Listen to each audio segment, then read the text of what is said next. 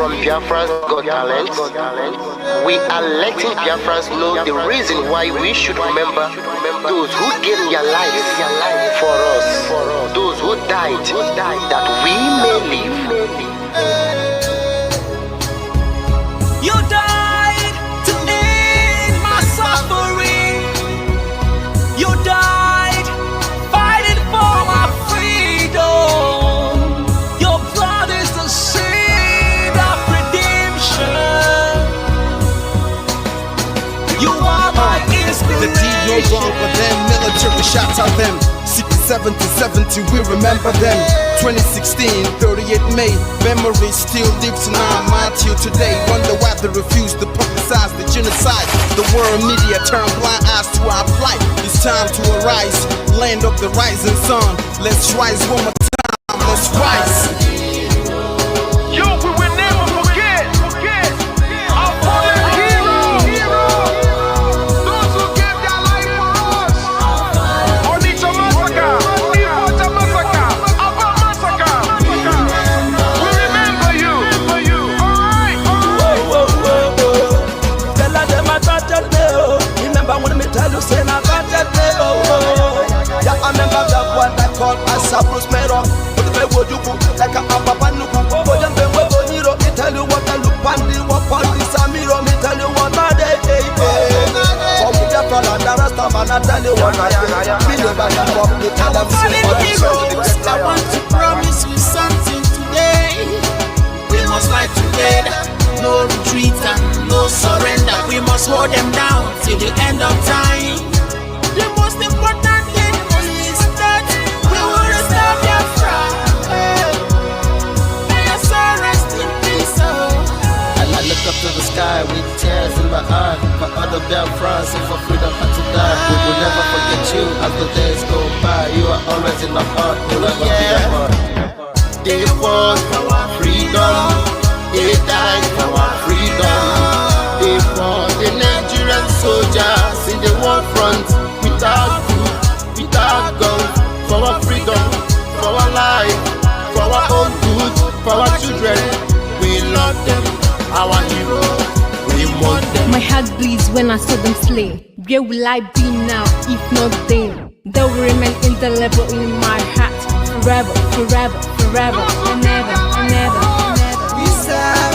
We serve in your plantation, and the way you paid us back with your bloody starvation. We play in our history that the death of our people is a mystery. No going back to get to a victory. I had a voice now call for vengeance. I never get bummed, I'ma blow like a vengeance. Yo, we will never forget our fallen heroes. Those who gave their life for us.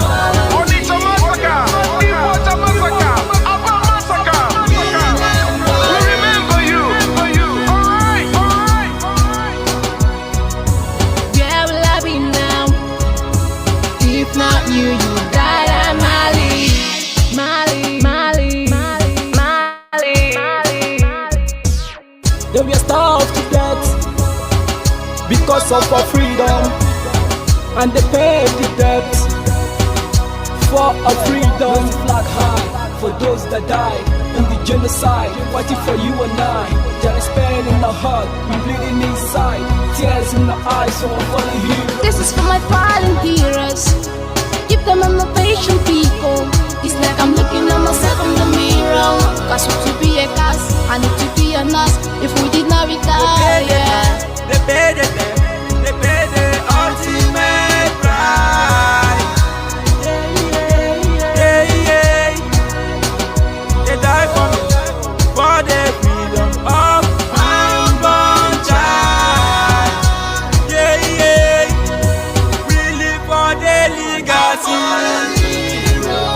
Yo, we will never forget our fallen heroes.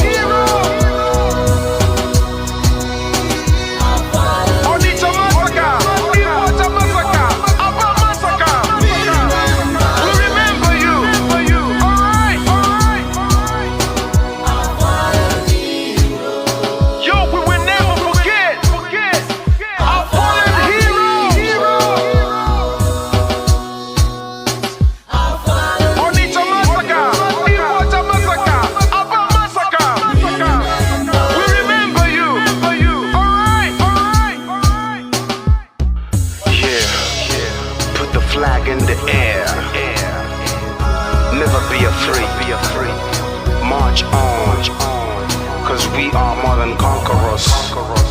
Yeah, you know what it is. It's like I'm looking at myself in We the must mirror. revenge, and we must stand to represent who we are.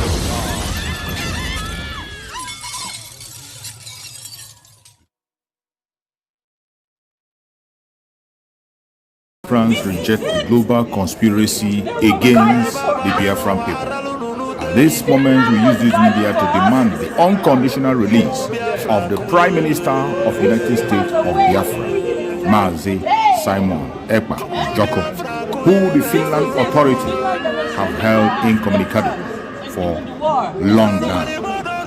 They say they are investigating, and it's been months up to now. No charge has been brought against the Prime Minister of the United States of Biafra. We hereby demand the immediate release, the unconditional release of our Prime Minister, Mazi Simon Ekpa. The global conspiracy against the Biafrans is unacceptable. We will never, ever accept it. It doesn't matter how they try to paint it, the whole world is watching. And it is sad that the world is silent, watching the atrocities committed against the Biafran people. Mazi Simon Ekpa is only asking for the freedom of his own people. He's only defending his own people, trying to save the innocent lives that are being wasted away. Free Mazi Simon Ekpa now.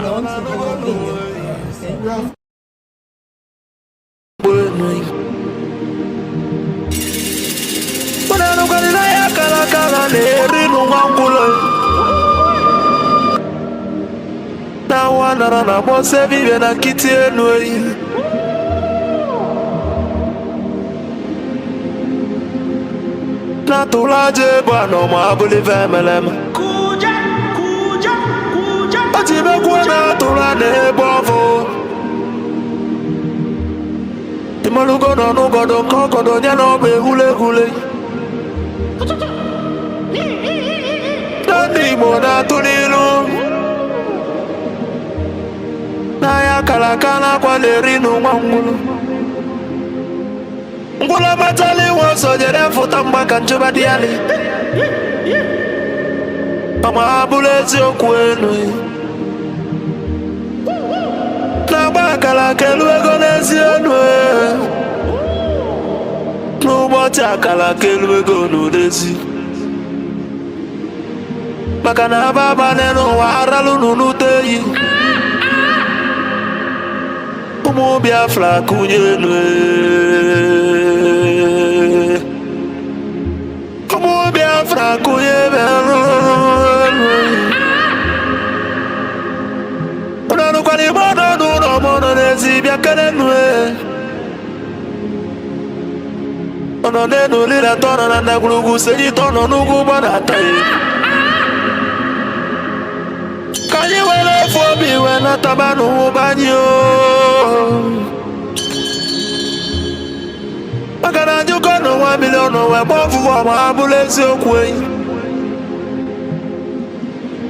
Naka ni kwata milia keba waja siyenyika Kesu ezo pabule bewelo tamano Umu Biafra kuyenwe Kanyi wele fobi wena tabanu ubanyo Makano fobi abakama Nana nugo no way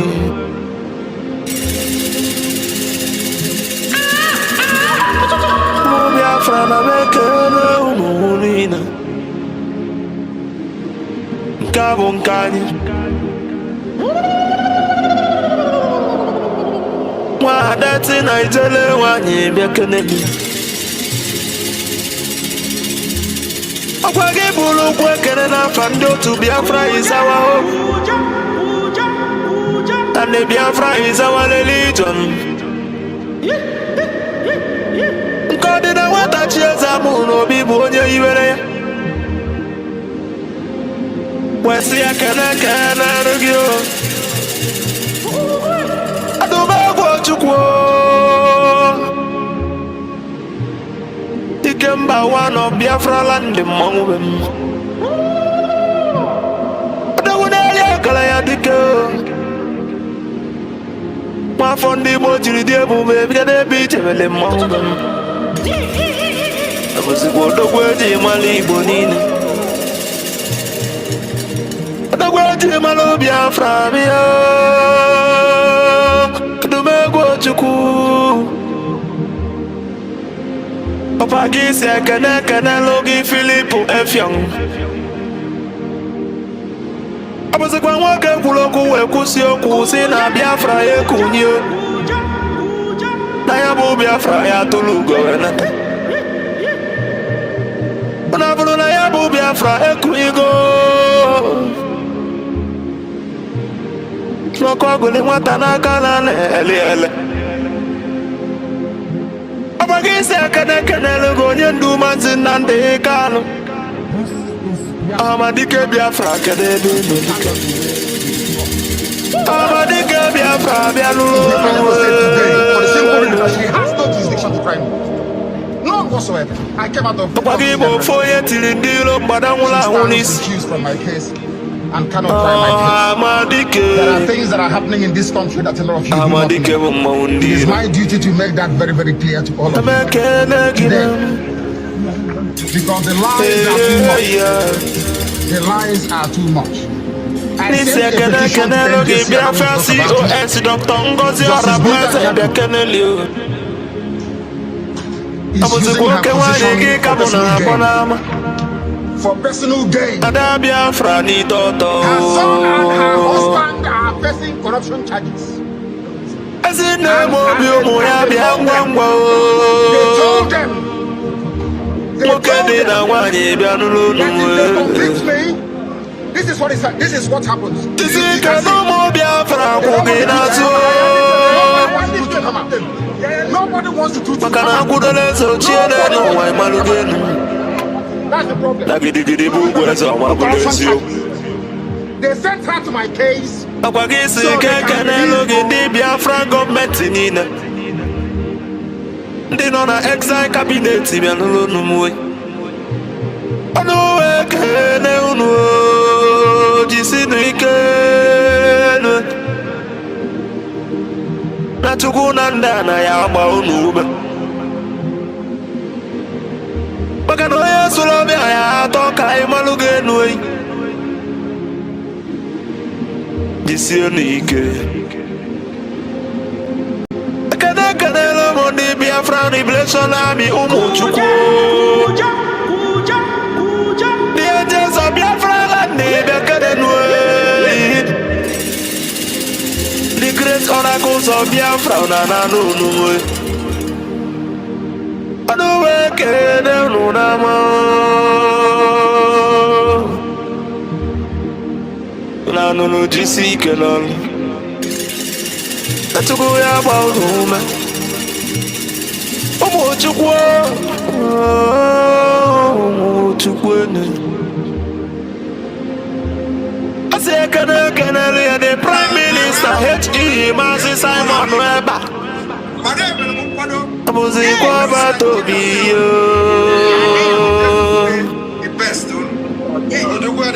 Otu adịrị ụmụ Biafra bịa n'ụlọ n'ụlọ. Anụ nganga mpi otembe wile n'ame. Mmiri na-adị ugwu bịa o. Fudu akọ mmiri na-akwa n'onu. Mmụọ na-akpụ akpụ bịa keneli o. Ọdọgịrị dị mụ. Ose furu ndị ilo bịa n'ụlọ n'uwe. Makwale n'aka ụsa dị mma n'anya. Mgbe eji mụ agụ ka onye ilo si n'ọdịrọ nkasị onye ilo ya tinye isi onye ilo wee walasa. Ọbụzikwa nwe ọbata obi ihe. Ọgada gidi dike bịa n'ụlọ. Ka o ji ekwela n'ihe ya. Onyinye Chukwu nyere ndị Biafra na n'unu. N'ụlọ m ekele gị. Asị m na ya adịrị ndị Biafra niile na mma o. Asị na ya adịrị unu niile na mma. Ma ndị anyị na-akpọrọ nwa n'owutere anyị wee rie nne. Nani na bona nudo long way. Makana mbona boke kwena bonike. Moya na no moya long. No be for the belly no one believe MLM. A good legacy will last forever, I believe MLM. And the remembrance of my bless you.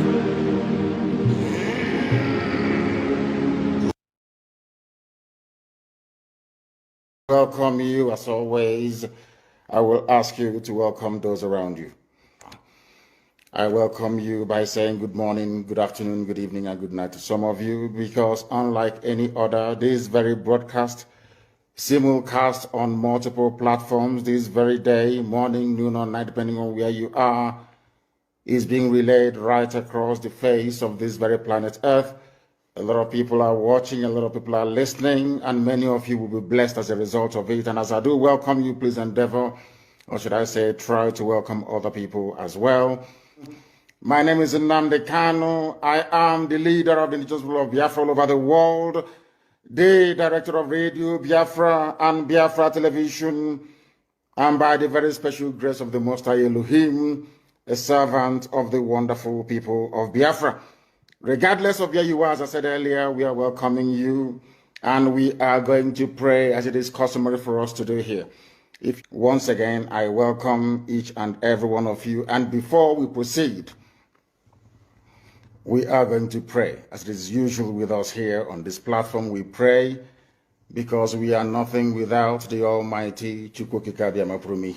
We are going to offer praise and adoration to Him as always, and I will, of course, should I say, unfailingly pray in the language of heaven.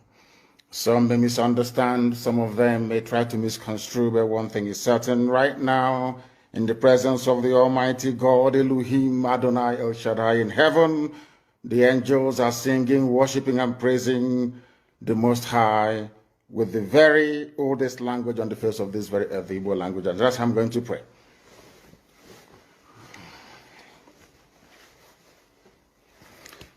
Ezi onye nwe anyị na Chineke nna nke pụrụ ime ihe niile, Chukwu okike abịa ma bụ onye anyị na-efe na-agọzi aha nsọ ya, onye ọbụla anyị ya na-achị, onye mmụọ na mmadụ na-erubere isi, onye ọbụla anyị ya bụ ọkaka. Ụbọchị ene ka anyị na-etuga eze ebube dị ngọzi, mmalite na ọgwụgwụ, ndị gboo wee tuo oge ebighị ebi. Onye nwe m, ụmụ gị wee gbakọọ n'ụwa niile iwe nara ozi ọma nke gị onwe gị n'ezi ha site n'ọnụ mmadụ dị ndụ, nna nke ebere dị ngọzi. Anyị wee na-asị na onweghị ihe ọbụla nke anyị onwe anyị bụ n'ihi na ọ bụ anụkpa ahụ sọsọ ka mmadụ dị ndụ bụ. Ofu ụbọchị anyị ga-anwụ, maka na okwu nsọ gị na-adịghị ma ruo mgbe ebighị ebi, n'ihi na okwu gị niile ga-abịarịrị na mmezu. Ọbịa mere Biafra ga-eji wee bịa na mgbe nke anyị. Anyị wee na-akpọkụ wee na-arịọ gị na-asị, lekwa ude nke anyị na-asụ n'akwa nke anyị na-ebe ka o metụta gị n'obi. Onye nwe m na Chineke nna nke igwe, biko dịka isi wee napụta ụmụ gị n'ọbụ n'Ijipt, kwetu wee wezuga ụmụ gị bụ ndị Biafra mgbe ekwensu bụ zuu nke mmadụ dị ndụ kere. Anyị wee na-aja gị mma, na-asị gị n'ime ọnọdụ anyị niile, anyị ga-ekele ha nsọ gị, wee nye gị nsọpụrụ n'ụtụ na-eji mma mgbe niile, n'ihi na anyị enweghị chi ọzọ ewezuga gị. Anyị onwe anyị anaghị efe arụsị.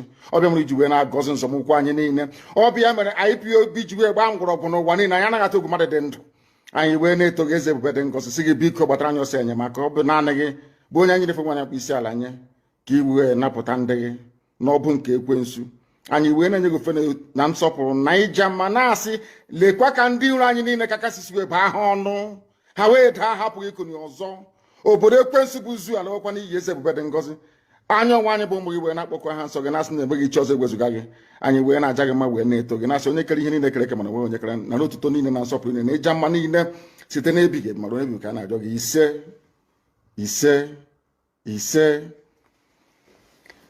Having handed over our proceedings to heaven, we must therefore proceed unfailingly and very speedily to preach this very gospel that we have been mandated to preach this very day, because heaven and earth will bear us witness. You see, the land of Biafra must be defended. Restructuring. What happened? They came back and they said no. Ojukwu said, okay, so you want to continue to kill my people all over the place? No. Because of that, I'll declare Biafra. Today, they have brainwashed all of you with the perverse notion and thinking that somehow Ojukwu is responsible for causing a war, when opposite is the case. That Gowon was the aggressor, not Ojukwu. That's how Nigeria is. Always blaming the victim. And we lost over 5 million people during that very genocidal war. They killed over 5 million Biafrans. They wanted to wipe us away from the face of this very earth. But we survived it. And we are here today. Those they gave birth to, they have come. And this time with a wrath that you cannot even begin to imagine. And Biafra. You must understand this. The greatest task on this very earth is to get a black man to reason like a human being. The same way, it's just like trying to keep an Igbo man away from gossip. Hey, it's impossible now. Come on, for goodness sake. How can you keep an Igbo man away from gossip? Oh no, please, give me a break. Anywhere there is gossip, you find them there. Gossip, the gossip, is sweeter than honey from Igbo man. Gossip. Unverified rumors and gossip is like honey to them. That is how hard it is trying to remove feeding bottle from the mouth of a baby saboteur. Is as hard as trying to get a black man to reason properly. The path we are pursuing is a path of pressure, relentless pressure to ensure that Biafra comes. How are we going to employ that pressure? There are only two ways to get your freedom in the history of the whole world.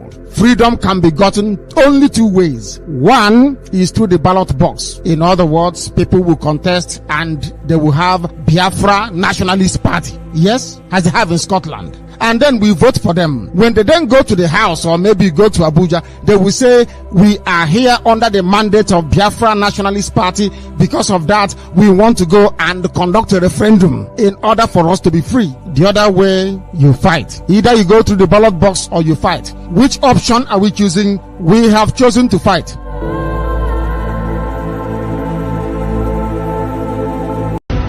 I want you to understand that forget whatever that is going on social media. Forget whatever that the Nigeria terrorist states are saying on social media and behaving on their National Assembly.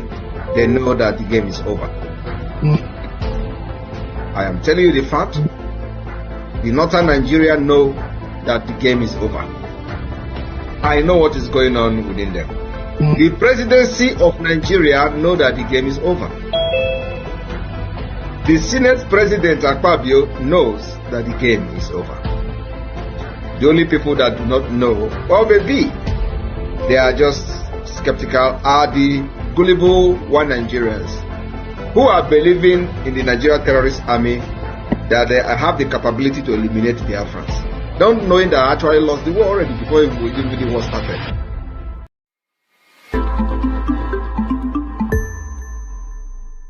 One thing people don't know is that we, this current generation fighting for Biafra liberation, we understood something that many people don't understand in the past. We understand that power, every power is given by God. So why do you discriminate other power, whether evil or good?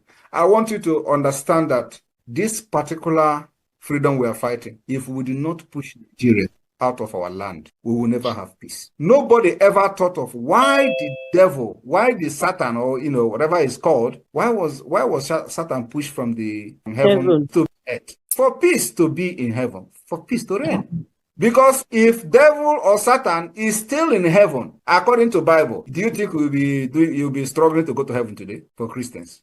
You will not. Nigeria said it's going to be a London to what the heaven will look like. If devil is Satan is still there. So I want people to think towards this particular. So it is the same thing with Nigeria. Any time and any day you wake up in Biafra land and see there is still a presence of Nigeria in Biafra territory, there will never be peace. So we must chase Nigeria away, just the way God chased Satan from heaven. Back to where they come from. Everything in Nigeria, we will remove them. Educational system will be removed. Even the religious, the way they worship in Nigeria, oh my God, you need to see our constitution. So what I'm saying is starting from the constitution of the Biafra, the United States of Biafra. So we need to chase Nigeria just like they chase Satan from heaven to wherever they belong to, for peace to reign and return in our land.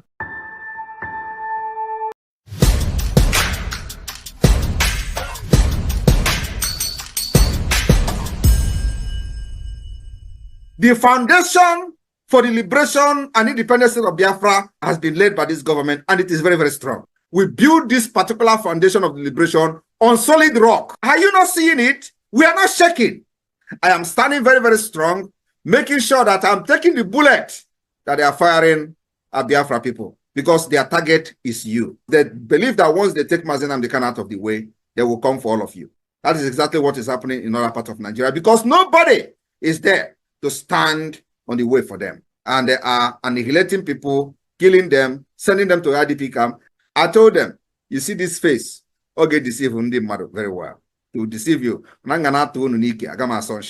momentum of the Biafra liberation today have necessitated all the discussion you see. Everybody is talking. Release Mazi Nnamdi Kanu. Why are they keeping him? Some of them claim that he was not fighting the way I'm fighting, but you kidnap him. Some of them are now addressing him as a gentleman, but you went and kidnapped a gentleman. They say, oh, he's more reasonable. He's not, but you kidnap him. What were you thinking? All of them contributed money. When Mazi Nnamdi Kanu was speaking, it was their headache. They couldn't sleep every day. Oh, Mazi Nnamdi Kanu, he's destroying Alibo. Oh, Mazi Nnamdi Kanu, he's doing this, he's doing that. Today, Mazi Nnamdi Kanu is no longer destroying Alibo. Mazi Nnamdi Kanu is no longer causing problem. Mazi Nnamdi Kanu is no longer is the good man. He's the only man now that is very reasonable. And I have not even started, because you see what Agaku Nigeria Igwe. Agaku Nigeria Igwe. And you know the next level is by taking all their terrorist barracks, taking all the government houses. That is the next level we will go, because it is part of the defense of our land. These places are places where the attack against our people are being planned. Most of you who claim you own businesses everywhere in Nigeria, for that reason, you want everybody to die. Nobody is above death. Death is going to visit everybody. Just have to pray that you live and make impact in this life. The impact that matters now, as far as Nigeria is concerned, is not the impact to make people millionaires. It is impact to make people to be alive. It is impact to make people to feel secure. It is impact to make people feel they are free. That is the biggest impact you can make.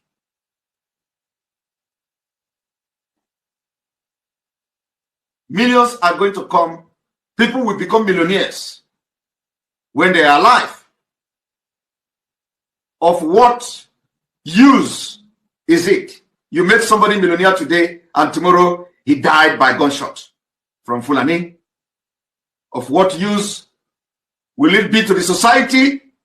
You pick up somebody and send him abroad and he come back to Nigeria and police will kill him. It is happening every day. Why do you want to continue to be part of a country like that?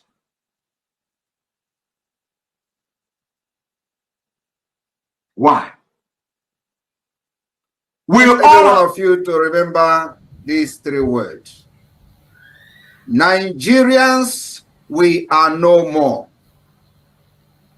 Southeasterners and Southerners, we cannot become. And Biafrans, we must be. Only one, under his leadership, His Excellency Simon Ekpa. Anybody that is confusing anyone or telling you there is another, no, there is nothing. There's just one, recognized by His Excellency Simon Ekpa. And we can pray. Once he has that communication, Biafrans, we understand that Obato Obie does not take no crap from nobody. No matter who you are, you must respect that authority. That authority is the only thing that can protect all of us. But we thank God, somebody said this is a transition period. If these things does not happen, Biafrans will not know who is following our prime minister, who wants him to fail, who wants him to be out. So this moment is ordained to happen so that Biafrans will know who is who.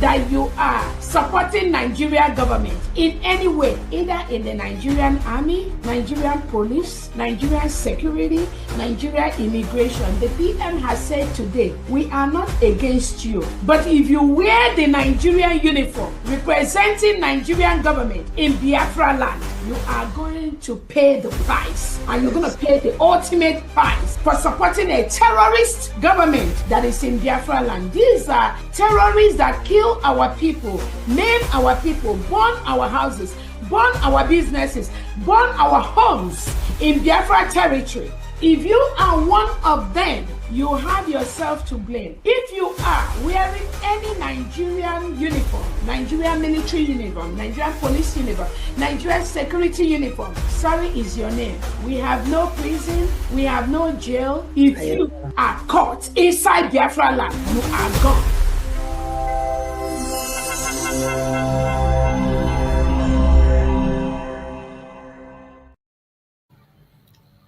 Welcome, welcome, welcome. Thank you so much for joining us on today's program. I appreciate everyone who has connected to this program, wherever you are connecting from. I say happy weekend to everyone. I wish you a very happy weekend. It's another weekend program, and we are here. I welcome those who are watching us on Facebook, those who are watching from TikTok, and those who are with me on David Haba channel where I'm hosting the program. I welcome every one of you, and I appreciate you for being part of the program. Once again, I say, may Chukwu Okike Abiama continue to guide, protect, and secure every one of you that have joined us on this program. Please, as you join the program, kindly like and share to all platforms. Like and share to the family and friends. Share to everyone that is close to you so they can get this information that is coming. Very important. For the sake of those who are coming across our video for the very first time, those who are going to see our platform for the very first time, or those who are joining us today for the very first time, this platform where you are watching this program is a platform that is under the United States of Biafra. The United States of Biafra, under the command of our Prime Minister, Mazi Simon Ekpa Njoko, and on the supreme command of Mazi Nnamdi Kanu. Today, under the leadership of the Deputy Prime Minister, the COS, Dr. Ngozi Orabueze. That is where we stand. In this platform, we do not come here to instigate violence. We do not come to this platform to preach hate. We do not come here to attack people or individuals. We don't come here to attack any race or religion. We don't come here to push propaganda or engage in saga. What we do in this platform is to promote humanity, is to speak up for those who do not have a voice, to present the case of Biafra to the whole world, to remind the world about the atrocities committed against Biafran people in Biafran land that has continued up to this moment, to encourage Biafrans to continue to be steadfast and stand strong, remain consistent in their pursuit for self-determination. We are here to encourage Biafrans to remember and know that self-defense is their right, and they must not give up that right to anybody. Every one of us, wherever you are, you must remain consistent, and you must continue to do whatever you have to do to see that our freedom is signed and sealed. No matter the propagandas you are going to see or hear, do not get discouraged or deterred. I can see somebody writing on the comment section, Ak Maduemeka Michael Obi. Maduemeka Michael Obi, you are requesting on how to reach out to me personally. You are asking on how to reach out to me personally. Madu Emeka Michael Obi, if you are there, pay attention. I'm going to call my WhatsApp number. I'm going to call my WhatsApp number. You can reach me through the WhatsApp number. Send a message to the WhatsApp number. Don't call me while I'm on program. If you call while I'm on program, I'm not going to answer your call. There's no point to call. Just write a message or you send a note. I'm not going to respond until after my program. So, Emeka Michael Madu, you can pick up your pen and take down my WhatsApp number so that you can reach me if you want to reach me. The WhatsApp number is +447 864 397 169. +447 864 397 169. For the very last time, 447 864 397 169. So feel free to reach me after the program. So my fellow Biafrans that are watching, wherever you are watching this program from, I welcome you and I say happy weekend. As I was saying, in this platform, we are here to promote freedom. If you are genuinely seeking for freedom, it does not matter your race, it doesn't matter your location, it doesn't matter your ideology, it doesn't matter your religion, it doesn't matter your location. As long as you're genuinely seeking for freedom, we are here for you and we speak in one voice. In this platform, we welcome everybody to join us and add their opinion.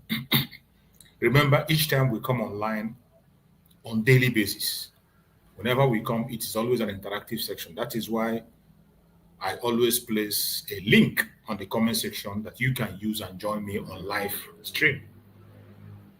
For those who are watching from TikTok or from Facebook, you cannot join me live. You can only join me live if you are watching from YouTube, which is where I'm hosting the program. But if you have a question you want to put forward, you can write it down. If you're watching from TikTok or you're watching from Facebook, put down your question. Once I set my eyes on your question, I will respond accordingly. In this platform, we welcome everybody. We promote humanity. We promote peace. All we are asking is live and let live. That is what we ask. In this platform, we promote the freedom of the Biafran people. And we showcase Biafra to the world in the original sense. We tell the world exactly what is happening in Biafra land and in Nigeria as a whole. The atrocities of Nigerian government against its own citizens, not just the Biafran people. But somehow, Biafrans are the only one that has the voice to speak. The Biafrans are lucky. Chukwu Okike Abiyama have given us that grace, gave us leaders who knows what they want at every point in time. Chukwu Okike Abiyama gave us our eternal leader, Dim Odebego Juku. He gave us our supreme leader, Mazen Nandekan. Gave us our prime minister, Mazen Simon Ekpa. And today he has given us our deputy prime minister, Dr. Ngozi Araboeze. At every occasion, in every step, we are lucky to have a leader. Not a ruler, a leader. People that listen to the need of their people. That is how lucky the Biafrans has been. But other regions in Nigeria are not this lucky. Other regions in Nigeria are not this lucky. The northern region, the southwest, the Ududua people, and the middle belt, they are not that lucky. It's not as if they are not facing the same brutal situation. In the southwest, the Ududua land, you remember what's happened. Sunday Igboho rose up to be a voice. Sunday Igboho rose up to become a voice, and he was speaking, pursuing the self-determination of the Yoruba people. But eventually, every one of you saw what happened, and they were able to take him down. Today, they have caged his voice. They have made him to be talking less, unlike he was doing before. They caged him. In the middle belt, Initially, the voice that the Middle Belt had initially, I can say it is what do you call the former governor, Otto. Governor Otto was shouting and crying up at a time. He was calling for the release of Mazen Nandekan. And at a point in time, the Middle Western, we are coming together to do something. But they didn't have that kind of voice, loud voice that we have. In the northern part of Nigeria, there are still some indigenous people, the Hausas, who are frustrated today, but they do not have the voice that we have. They are not as lucky as we are. Some of us Biafrans do not know how lucky we are. You don't know. You don't know how lucky you are. That is why you are still busy gossiping. That is why you still have the gut to stand up and speak against your own brother. That is why you channel your energy against somebody who has devoted his time and his life to set you free. You don't know what you have. What you have today you are playing with is what other regions are crying and praying that they could have. And some of them are jealous of you because of what you have today. One of those things they're jealous of is the leaders you have who can speak openly in the public without minding the consequence. People who can put their life on the line and reject everything. You know, for a long time, they have preached to the world and tell the world that with money, you can buy anybody in Biafra land. They say the Biafrans love money. More especially the Igbo Biafrans. They say they love money. And I have not seen a human being on the planet Earth that doesn't like money. Everybody on this planet Earth, we are all working to earn money. Once you grow to the age of maturity, you begin to work to earn money until the day you leave the earth. So everyone loves money. But because the Igbo Biafrans are very industrious, extraordinarily industrious, that they can't beg, they cannot depend on somebody, they cannot fold their hands and be a beggar and be fed with spoon. They go to extra miles to make sure they put food on the table of their families, their children, and make impact wherever they are. Now, that zeal to work hard now has been translated to be love of money for some of them in order to tarnish the image of the Biafran people. But at the same time, who cares? Who cares? Money goes to those who love him. We love money. That is why everything we put our hand in succeeds and progress is going. Why those that say they hate money continue to struggle? That being said, every one of us that is Biafran, you don't know what you have. That is why some of you will forget about the relevant issues you will discuss in your platforms and you were talking about things that are irrelevant. So many of us that have platforms, go to their platforms, they will be discussing irrelevant issues, including those who claim to be fighting for Biafra. They come, they on their camera, all they talk is trash. They forgot about the slave master and they focus on their own brother, their own sister. It is sad and shameful. Now, some of us have forgotten the reason we are doing what we are doing, the reason we on our cameras every day, the reason we shout aloud. Personally, there's no other reason I on my camera every day except for the freedom of my people, for my freedom, for my future, the future of my unborn children, of my generation unborn. To give my people a voice, that is why I on my camera every day. I don't on the camera because of any idiot. It doesn't matter who you are. It doesn't matter how rich, how poor, how connected you think you are. I don't on camera for anybody. No human being, no. I on camera for the interests of my people and myself. That is why I on my camera every day. For collective interest of Biafran people. That is why I switch on my camera every day. And I will continue to do that for as long as I have the opportunity and life to do that. To encourage my people and to tell the world what is going on in Biafra.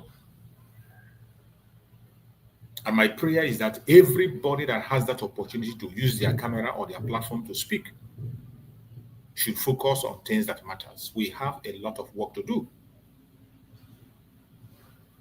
Talking about your brothers, your sisters, It's not what you're supposed to do. And the most painful is lying against an innocent person. Lying against an innocent person. That is the worst thing you can do. And you call yourself a Biafran. You are only digging your grave. You claim to be fighting for freedom, and your freedom is based on lie. You lie against your own brother. Sometimes they say propaganda is part of the revolution. But that propaganda should be against the enemy, not against your brother. We understand that in politics, in agitation, in whatever, there are some atom of propaganda that comes in, but not against your brother.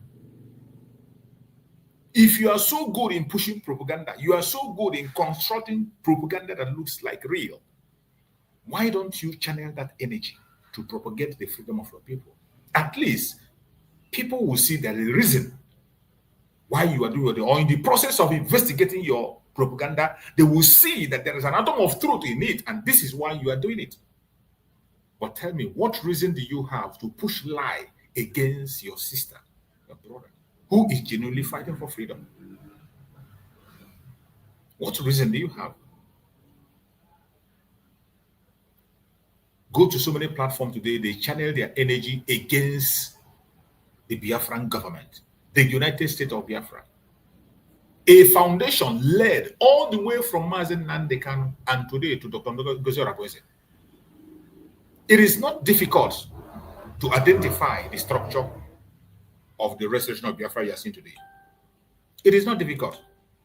It doesn't need any nuclear knowledge for you to identify the structure, why we are where we are today. It doesn't need anybody to sit you down and educate you and begin to tell you, look at who is supposed to be here. No. The structure of this very struggle, God makes it so easy and simple that every leader that comes lays a foundation that is so simple and easy for you to identify the next step in case he's not there. Every leader, they put something in place for you to identify the next step in case they are not there. So for you to begin to push that narrative of you getting confused or you trying to pinch your tent on what is not obtainable, it is at your own risk. I don't have a pity for you and I don't waste my time on such idiots. But why I'm speaking about this issue this morning is for some of us Biafrans who are genuine, or some who are genuinely confused, to think back, look at the structure from Mazen Nandekan, or look at the structure all the way from Dim Odumegwu. Dim Odumegwu laid a foundation. And even when he came back after the civil war, he told them, I will fight again if. Some of you have forgotten that statement. Like some of them that come and tell you that Ojukwu fought, he didn't succeed, and the Ojukwu said the Biafra is dead, and the Ojukwu said he didn't fight. These are all lies. Our eternal leader, Dim Odumegwu, said, I will fight again if. And he never gave up on the freedom of his people. There was a place where he went to speak, where he was shouting and saying, let my people go. He was telling, let my people go. But today, some people will still tell you that Dim Odumegwu hands off on Biafra before he died, which was a big lie. He laid that foundation. And when it was time, age was not on his side. Uwazurike came on board to keep the Biafran struggle alive. Uwazurike came on board. And there is never a time you will write the history without mentioning Uwazurike, either in negative or in positive. That is why I say you must be very careful what you are doing in this struggle today, because you will be remembered. But the question is, how are you going to be remembered? How are you going to be remembered? That is the question. And in the process of this restoration of Biafra, things are going to happen. Many people are going to fulfill history. Many people are going to fulfill history. You that is on the comment section watching me, you that is viewing there, wherever you are watching me from, there is a role you will play in the history of Biafra. Every one of us will fulfill history. Every one of us. And it will be recorded. But the question is, on what part of the history will you be remembered? Is it on the negative side or on the positive side? Ask yourself, if the history of Biafra, story of Biafra is written, will you be remembered on the positive side or on the negative side? You know, as I was speaking, I mentioned Wazirike. Wazirike played a role to keep the fire of Biafra burning. At least he was holding on the Mazen Nandekano appeared. He was holding it until Mazen Nandekano appeared. And we knew the condition that surrounded his handing off. We knew the condition that surrounded Wazirike handing off. They were able to oppress him. They were able to conquer him. They were able to disorganize him by coming into his group and plant evil seed. The same evil seed they are still planting today. That same evil seed they planted the Mazen Nandeka, planted the Mazen Samuel, and today they are planting Dr. That was what they did to Wazirike. But then, everybody have different grace. Wazirike did not have the grace to overcome what came upon him. He didn't have the backup or the strong foundation that the people of today have. But he kept the fire until Mazen Nandekano was born through the Mossad. Mazen Nandekano was among them. Mazen Nandekano saw it that Mossad don't have that foundation. Their foundation is not strong. It is true, they want freedom. There are many members of Mossad who are hardcore Biafrans and they are fighting for Biafra genuinely. But somehow, the foundation through which they are pursuing it is not solid. They lack so many things. And Mazen Nandeka came up, being born for the assignment, and he began to lay a solid foundation for the restoration of Biafra. Mazen Nandekano laid that foundation. He started with evangelism on media, just the way I'm talking. Mazen Nandekano began to preach online, only with his voice, with his phone and laptop. Some of us have seen the picture. If you see the picture when Mazen Nandekano was broadcasting about 10 years ago when he started, it's just his laptop and phone, and he was there broadcasting and talking, evangelizing. He preached the message, gave the solid food, used the hard word, and those pillars that's locked up our heart was broken. Mazen Nandekano continued, entered into Ududua land, breakthrough, enter into the Middle Belt, breakthrough, enter into the Hausas, breakthrough. The message was massive. And the enemy couldn't have it. Mazen Nandekano preached that, use his microphone alone. Mazen Nandekano use his voice alone to break Nigeria chains, break the chains. Today, people can stand in Nigeria and begin to talk about restructuring, all thanks to Mazen Nandekano's courage. You cannot deny that. You can continue to pretend because of your hatred, your wickedness. You can continue to pretend and say, no. But I bet you there was a time in Nigeria you dare not mention restructuring. If you mention it, it is equal to death penalty. There was a time in Nigeria. If you talk about restructuring, it's a crime, a very heavy crime. A very heavy crime that you will lose your life. They will lock you up forever. But Mazen Nandekano came on board, started his message, a hard message, hit them hard. When Mazen Nandekano came up and began to talk about referendum,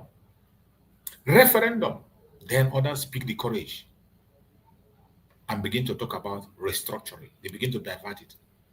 And Mazin Nanekan once a day reminded them, are you talking about restructuring? Is it the same restructuring that Dean Odumegwu went to Aburi to discuss with Gowon? And you rejected it. Instead of accepting it, you came and took the life of more than 5 million people in Biafra land. Is it the same thing you want to go back to?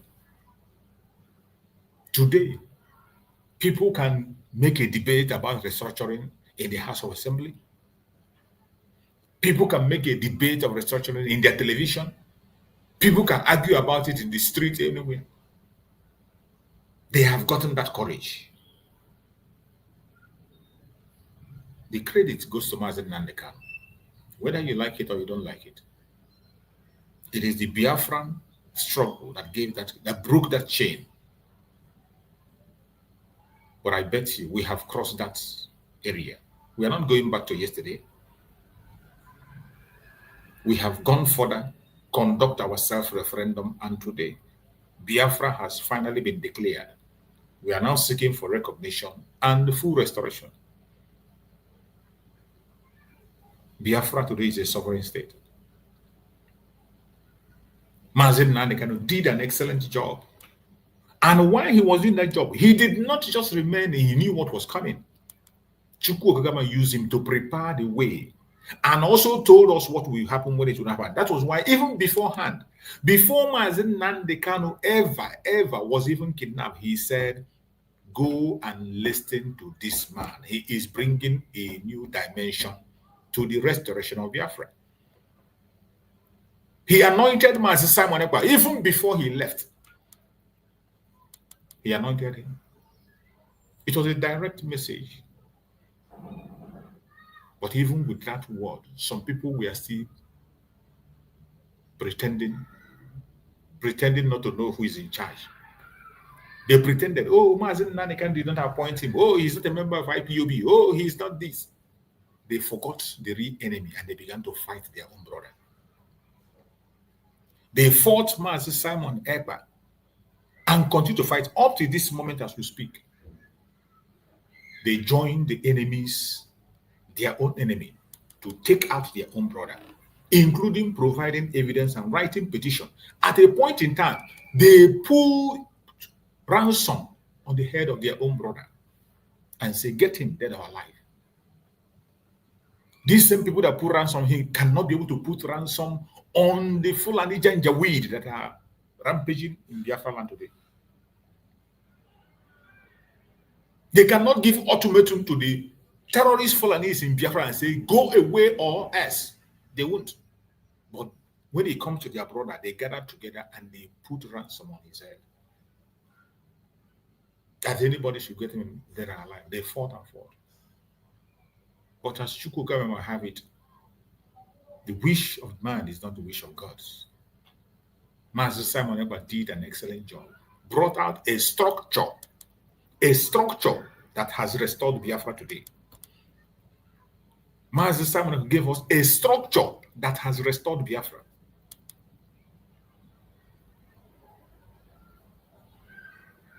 And after he did that, you saw what transpired.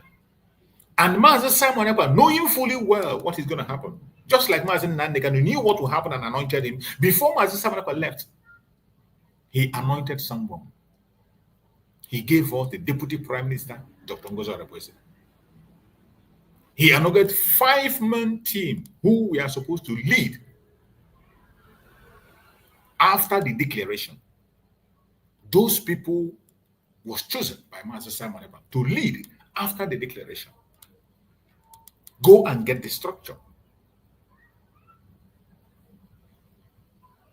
He mentioned their name. I have played the video several times. And among these people that were chosen, there is a senior officer among them who is the COS. The Chief of Staff of the United States of Biafra, of Brigiden. The Chief of Staff of Biafran government in exile. But today, you see some people are changing words out of wickedness, greed, envy, and jealousy. They twist it and they reinterpret it and they say that Dr. Ngozi Orabweze is COS to Mazi Simon Ekpa. They disrespect the Prime Minister and said that the COS is COS of Mazi Simon Ekpa. When we have several videos, we have uncountable videos, which I have placed so many of them here, where Mazi Simon Ekpa addressed her as the Biafra Republic of Nigeria Chief of Staff. Even the people that are preaching that lie today, they have introduced her on program. They have introduced her on our gathering that are on video. They introduced her as the COS of Biafra Republic of Nigeria. But when the time came for her to do her job, some people out of envy, jealousy, greed, diverted, just like they did on the time of Mazi Simon Ekpa. They diverted. And they began to preach against their own. The energy they devote on tarnishing the image of their own sister, they have not committed that 1/4 of that energy. These people are so good at propaganda. I wish that they can channel that propaganda to the right source. Channel that propaganda to the slave master that is holding us bound. They will not do so. I have been watching them to see, while they were with Mazi Simon Ekpa, they were not able to produce such kind of propaganda to fight for freedom of Biafra. But today, they generate different kinds of stories, unfounded stories that are baseless. And when I see some of them, I shake my head. Only idiots will believe what they are saying. But somehow they believe themselves. When you see them gather, they talk. There was one of the video I saw that the Deputy Prime Minister shared, where they were telling people that she's from the northern region. She's a Fulani woman. She's this and she's that. The people who are addressing her and calling her a Fulani, they speak Hausa more than an Hausa person. So many of us here have lived in the north. So many of us have lived in the north. So many of us have lived in the north. The same people who are making living in the north a crime, the same people who come and speak as if living in the north is a crime, they spent all their life in the northern part of Nigeria. They speak Hausa language more than an Hausa person. And I begin to wonder, between these people and our Deputy Prime Minister, who looks like a northerner, who looks like a Fulani, both in appearance, in words, in action?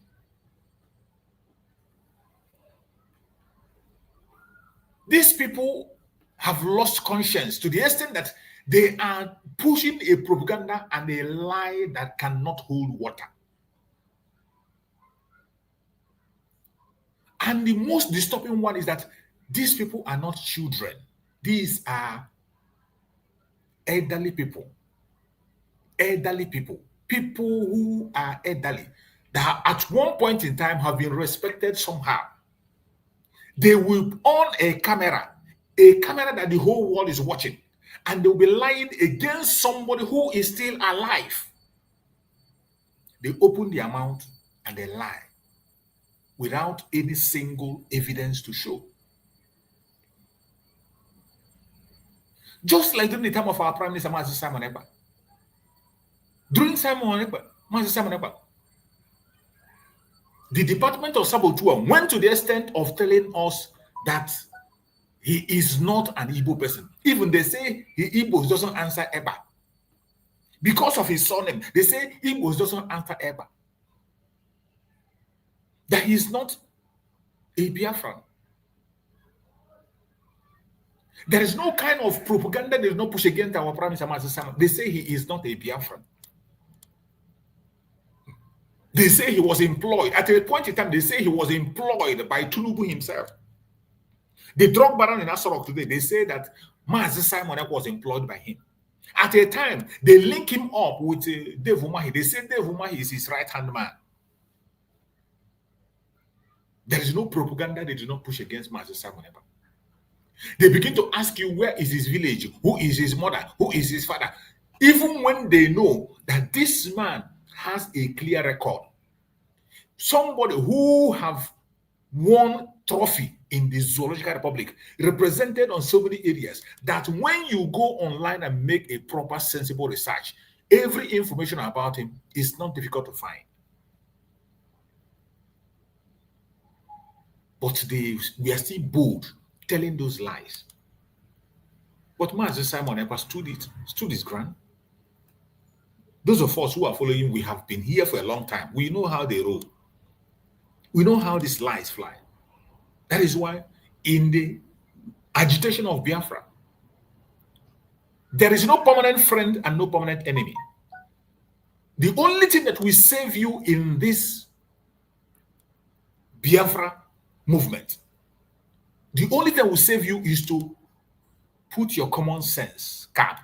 Put your common sense cap. Say things that you know and do not say things you don't know. Know why you are in this struggle. It is about freedom, freedom, and freedom. And there is only one enemy, common enemy that we all have. There is one common enemy that is holding us bound. Not just the Biafran people, every indigenous people in Nigeria. There is one common enemy that is holding us down. That common enemy is the Fulani hegemony, the Fulani Caliphate, sponsored by the British. Sponsored by the British. These are the arch enemy of the indigenous people in that contraction. If you want to be safe in this pursuit of freedom and sound, you must remain focused. You must remain focused. Have it in mind that it's not about you. The pursuit of freedom is not about you being on top or you being the leader. It is not about you. There is no personal enemy or personal friend. And if you are in this very restoration of Biafra today, if you are in this very present government that we are today, United States of Biafra, and you are in it because Chuk Survival is speaking, you are in it because Dr. Ngozi Rebeze is from your village, you are in it because Dr. Ngozi Rebeze is a woman, you are in it because your friend called you, your brother called you, your councilman is holding a post, you are in it because they call your name in every program. You're a fool. Don't know what you're doing. You better go and look for a job. You go and look for a job. Look for something to do. Or better go and join the One Nigeria. You must know why you are speaking on your platform, why you are supporting the restoration of Biafra. You must know why. You must know why you are supporting the disintegration of Nigeria. That is the key. Once you know why you are supporting the disintegration of Nigeria, then and only then you have arrived. You will not have time to think about who is there and who is not there, who hold a post and who does not have a post.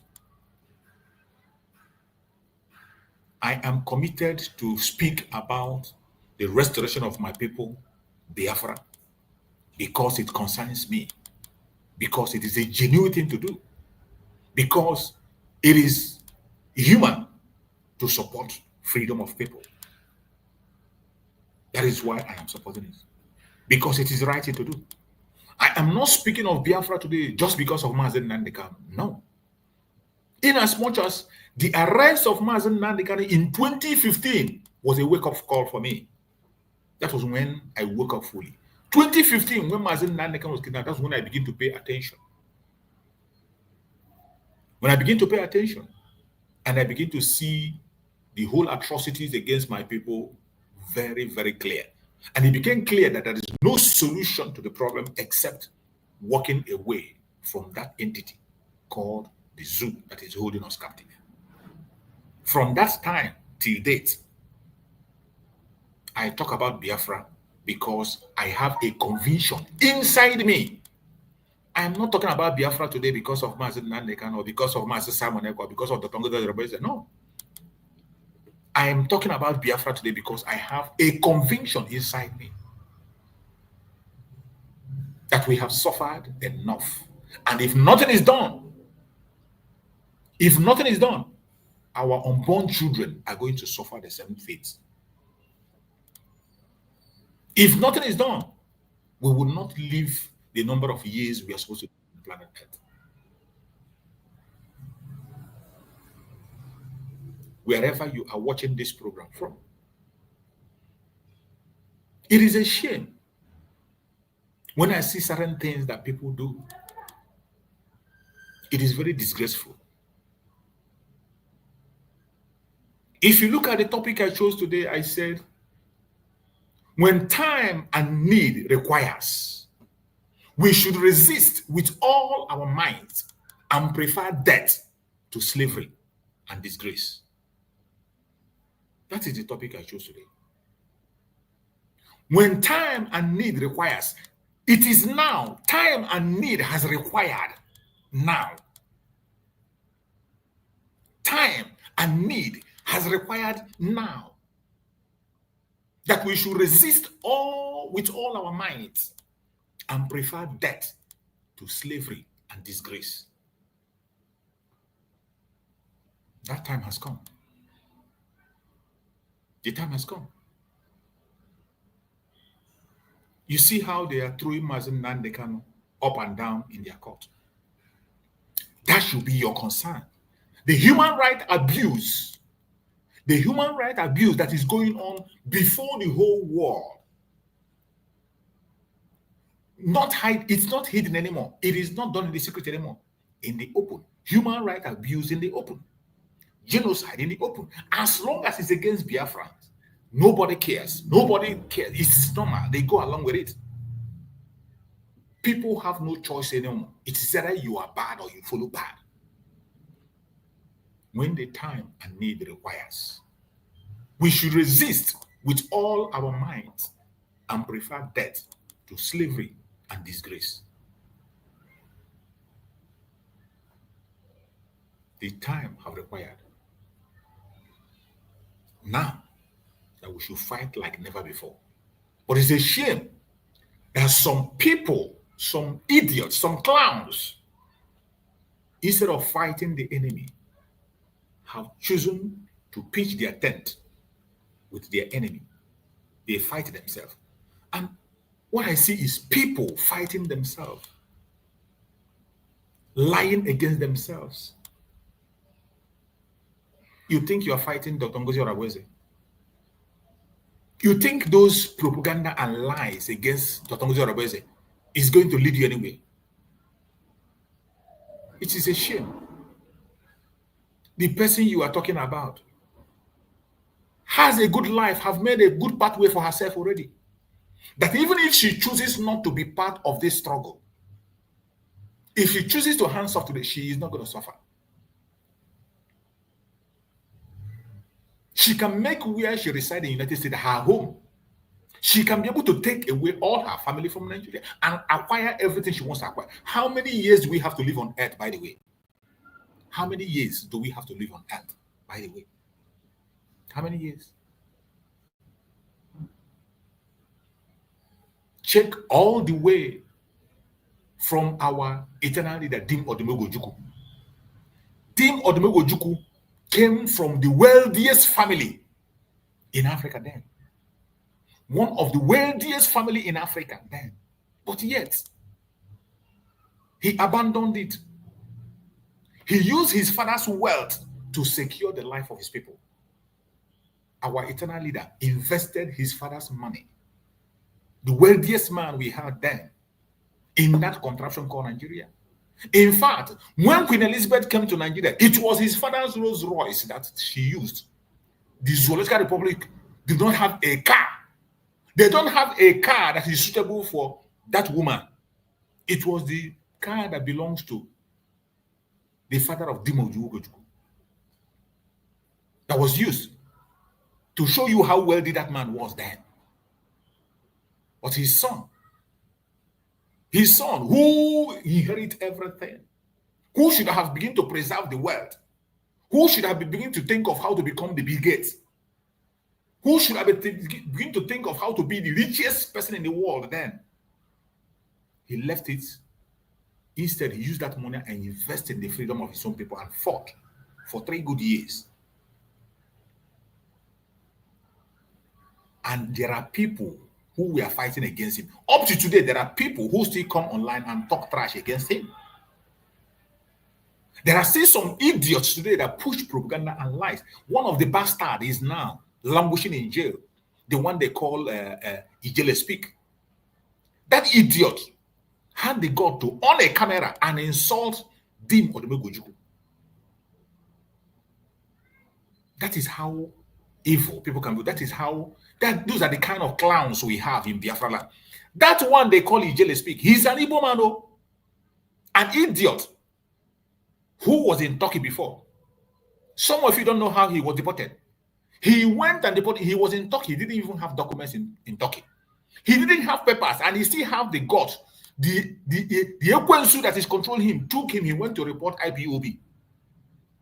He went to report IPOB as a terrorist organization in Turkey. From there, they asked him, where is your papers? He didn't have paper. That was how he got himself in Nigeria. He came to Nigeria. He still have the gut to open mouth. Talk trash about Dim Odumegojuku, a man who invested everything, left his own personal issue, became pursue our collective interest. Look at Mazen Nandekan, made a life for him in the UK, made a life for himself, have a good career, living good, a citizen in the US, in the UK. There is nothing he wants he cannot get. There is nothing he wants he cannot get, but he abandoned it and invested his energy, his time, his career into the restoration of Biafra for you and I to be free. Yet, there are people, many people came against him. They called him different kinds of, there's no kind of name. Even the people you see today that you think they are praising him, the people you see today that come to court today to kiss him, some people that go to platform today to praise him, they were in the front line asking for his head. They were in the front line calling him a man of name. There's nothing they didn't come as a Nandika. A man that brought out himself to save our future, our generation unborn. As if that is not enough, Mazi Samaneko came on board. You see what they are doing to Mazi Samaneko up till now. I am talking about what his own people speaking the same language, the people he wants to save. What they are doing to him today.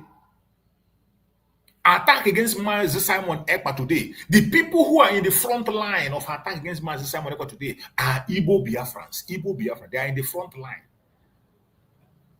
What crime has he committed? This is a man who has made his career in Finland. What Mazi Simon Ekpa have achieved today is the prayer point of so many of us here. So many of us watching this video and so many of us who are living in abroad today. What Mazi Simon Ekpa have achieved is our prayer point, our daily prayer point. Mazi Simon Ekpa have achieved all. He's a lawyer. He has a law firm in Finland, a politician, a successful one there and in the leading party. He has been a counselor. He has served in the military. What else will a foreigner living in a foreign land ask for that Mazi Simon Ekpa did not have? For him to have a steady life for himself and his family. What else? What else? After acquiring what he has gotten, what else will somebody be looking for? I am telling you that what Mazi Simon Ekpa have acquired in Finland is what many people are using as their prayer point today, that they can never even see. But after having that, Mazi Simon Ekpa came out and announced that he has given up politics in Finland and he has to focus on the restoration of Biafra. He invests his time, invests his energy. Mazi Simon Ekpa in one of his programs told us, confirmed, that his consultation fee in Finland is 150 euro, 50 euro per hour. 150 euro per hour, his consultation fee in Finland. He abandoned it. You can imagine 150 euro consultation fee. 150 euro per hour. 150 euro per hour, his consultation fee in Finland. We abandoned it. You can imagine 150 euro consultation fee. 150 euro consultation fee. 150 euro per hour, his consultation fee in Finland. You can imagine 150 euro consultation fee. 150 euro consultation fee. in Finland. He abandoned everything, left his career. He announced that he has quit from politics. He focused on Biafra. And yet, with all this sacrifice, some of them came and say he's not an Igbo man. They say he's a Fulani man. He's sponsored by Tinubu. He's sponsored by Dave Omai. There is no kind of name they didn't give him.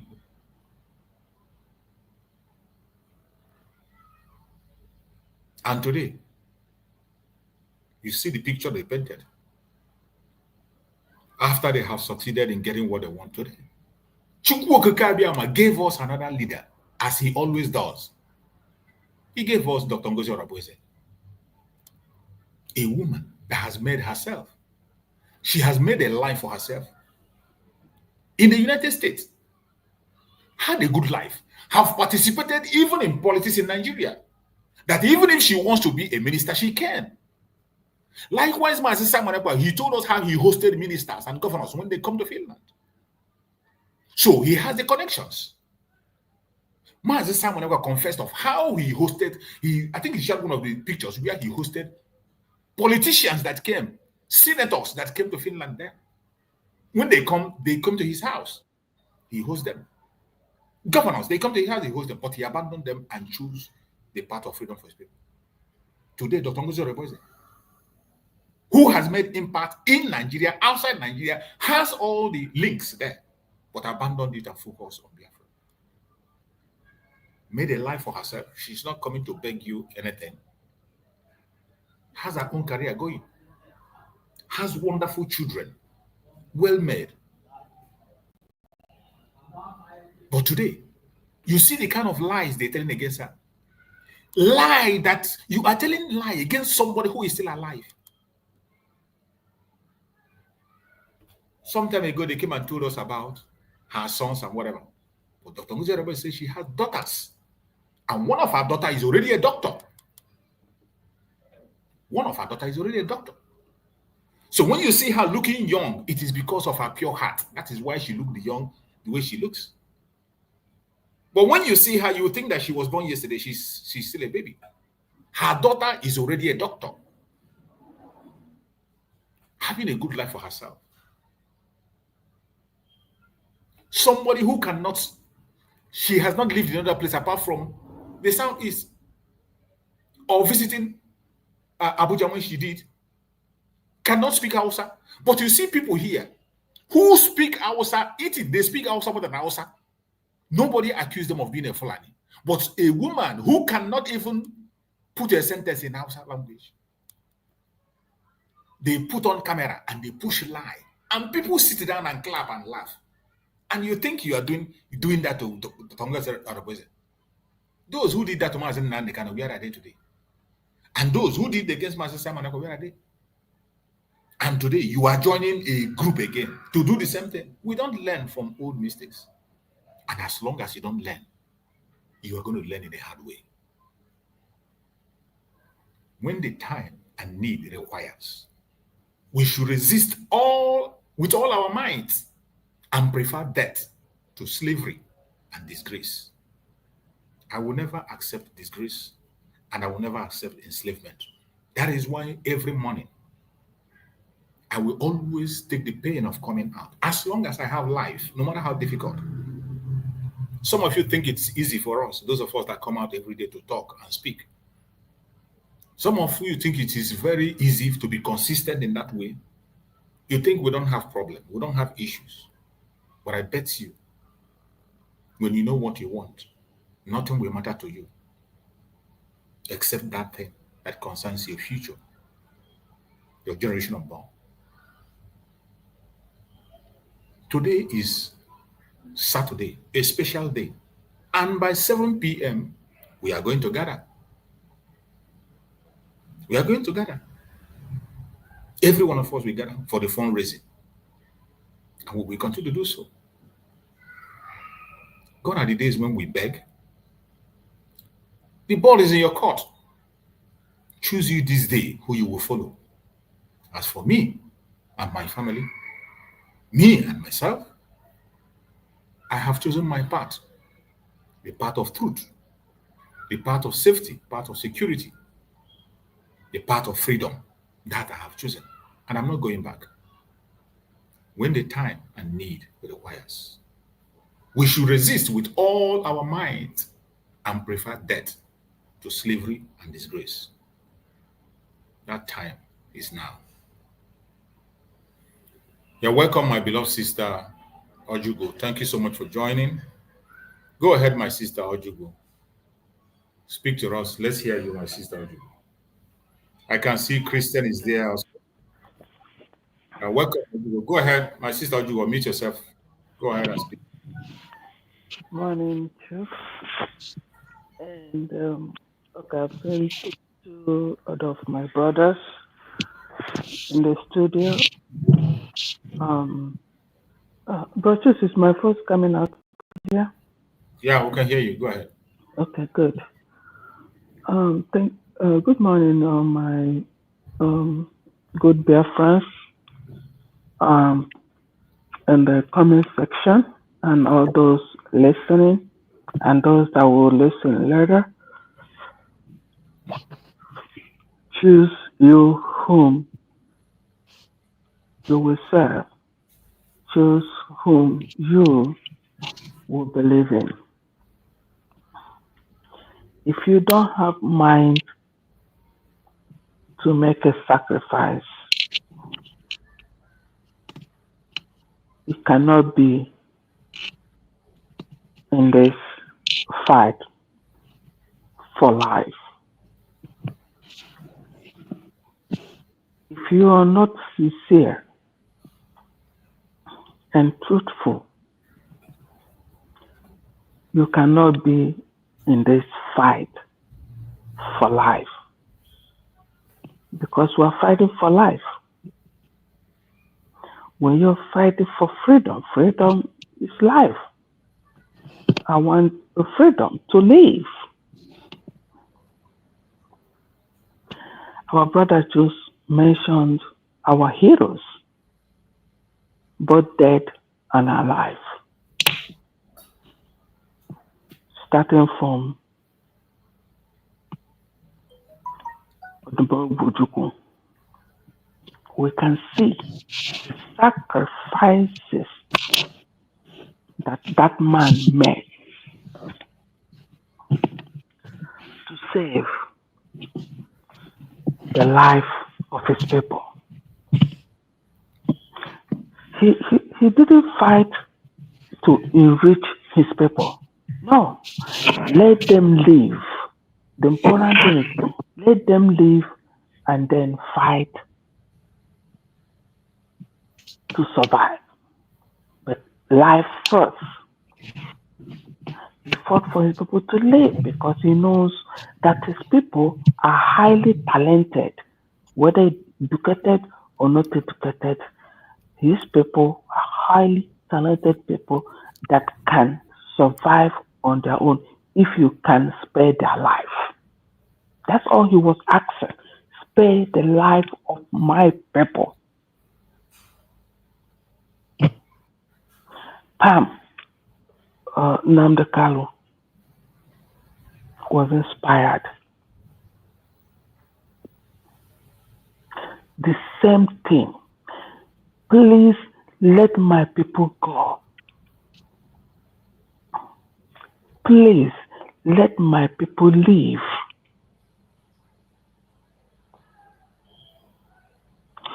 We're not, I wouldn't even say dog.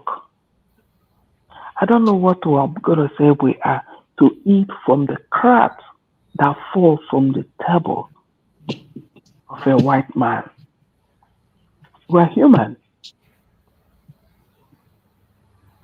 It was a voice in the wilderness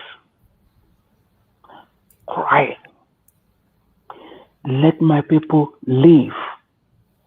Let my people go. Free my people.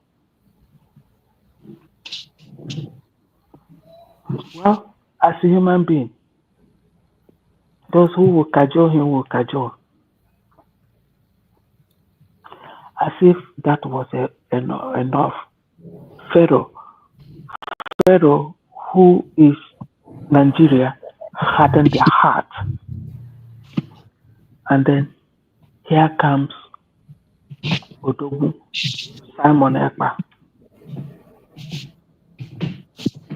crying the same thing.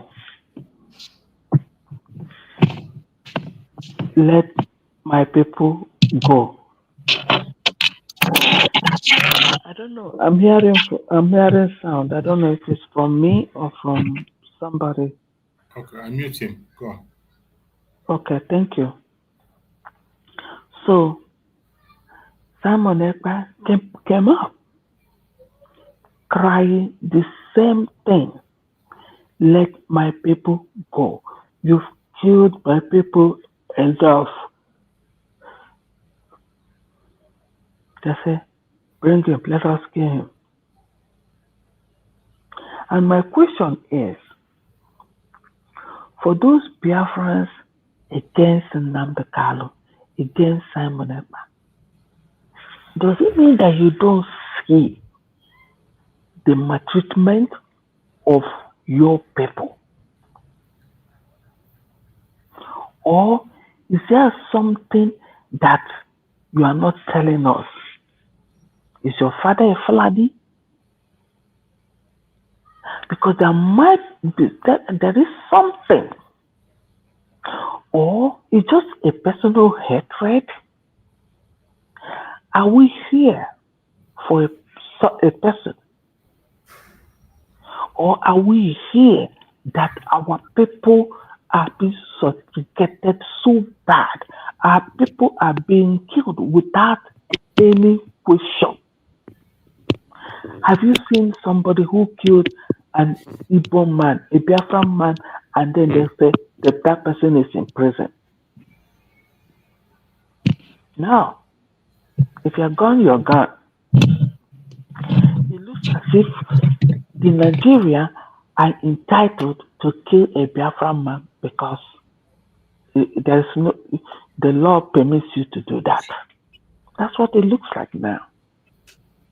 And yet, those who call themselves Biafra against their brother, against their sisters, does it mean that there are mixed blood in them?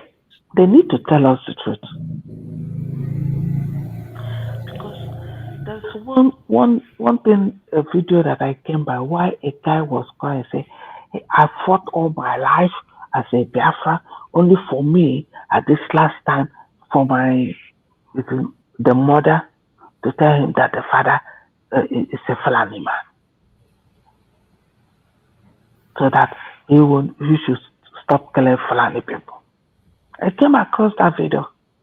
I don't know if it's fact, but this could be what is happening in some of our people. And then when you say, because you know before, it was easy, I think it's still like that now. It's easy for the northerners to travel like London or this European country. It was easy before. So could it be that these people speaking Hausa like their first language? Oh my God, it's so noisy on the background. Could it be that these people speaking Hausas, that they had something to do with the northerners, and is a means through which they traveled to abroad? Because these are possible,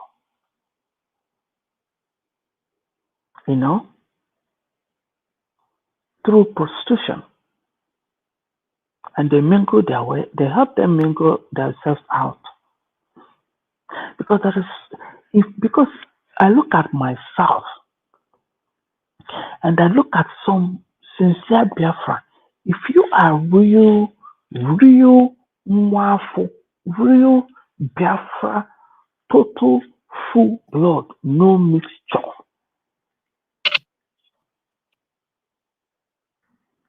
I always tell, some people are say, are you Yoruba? I say, what? No. Nwafọ Igbo, Gogo, no mixed blood. And if you are that type of a person and you see what is happening in our land, could you please tell me the guts that you have to fight anybody that is fighting to save the life of our people?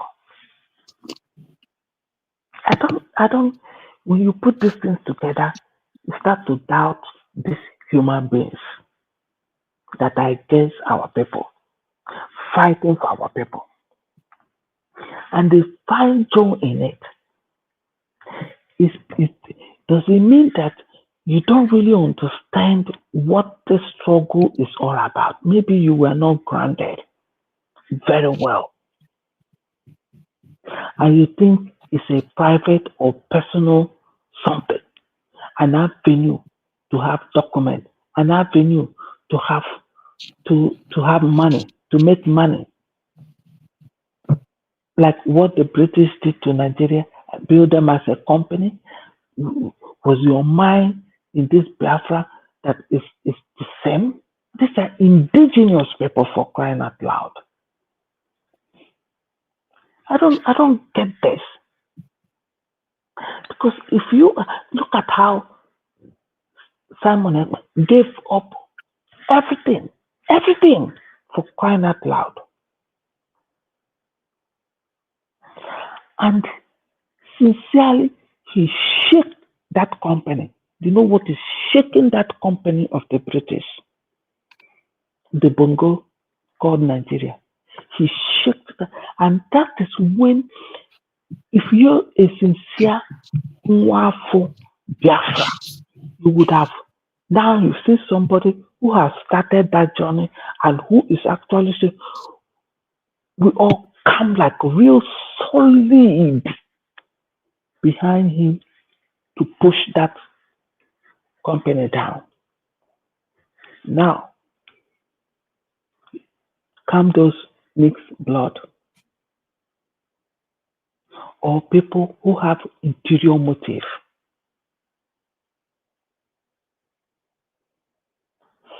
Fighting him. Is that what we're supposed to do? I don't know. Because if you have compassion, if you have your family in Biafra land, I don't think you will have time to look at anybody's face in fighting for this Biafra, for crying out loud. I know what my family suffered. I know what me in US here go through because of my family back home. My community back home. Elderly people are sick in my community. Yesterday, I was in a meeting after meeting with my community. Go to this hospital, go to this, under my account, a job of a country. Individuals are now doing it. How would I be suffering this? And I'm fighting somebody who can make a big change and remove this burden from my shoulder. How? That's why I don't understand. I don't get it. Because if we solidify this with Simon Ekpa, we would have gone like whole by now. Either we have ended all negotiation or everything by now. And then the government will carry this burden that most of us are carrying with our community members. It's a burden of the government. Because I live in the United States here. Elderly people, they have money, they give them money. They take care of them. They have insurance for treatment. They go to hospital, pay nothing. Now, that burden is on my shoulder because we do not have a good government.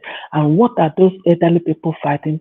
They are now elder, they cannot do anything, and the time for us to take care of them government is neglecting them.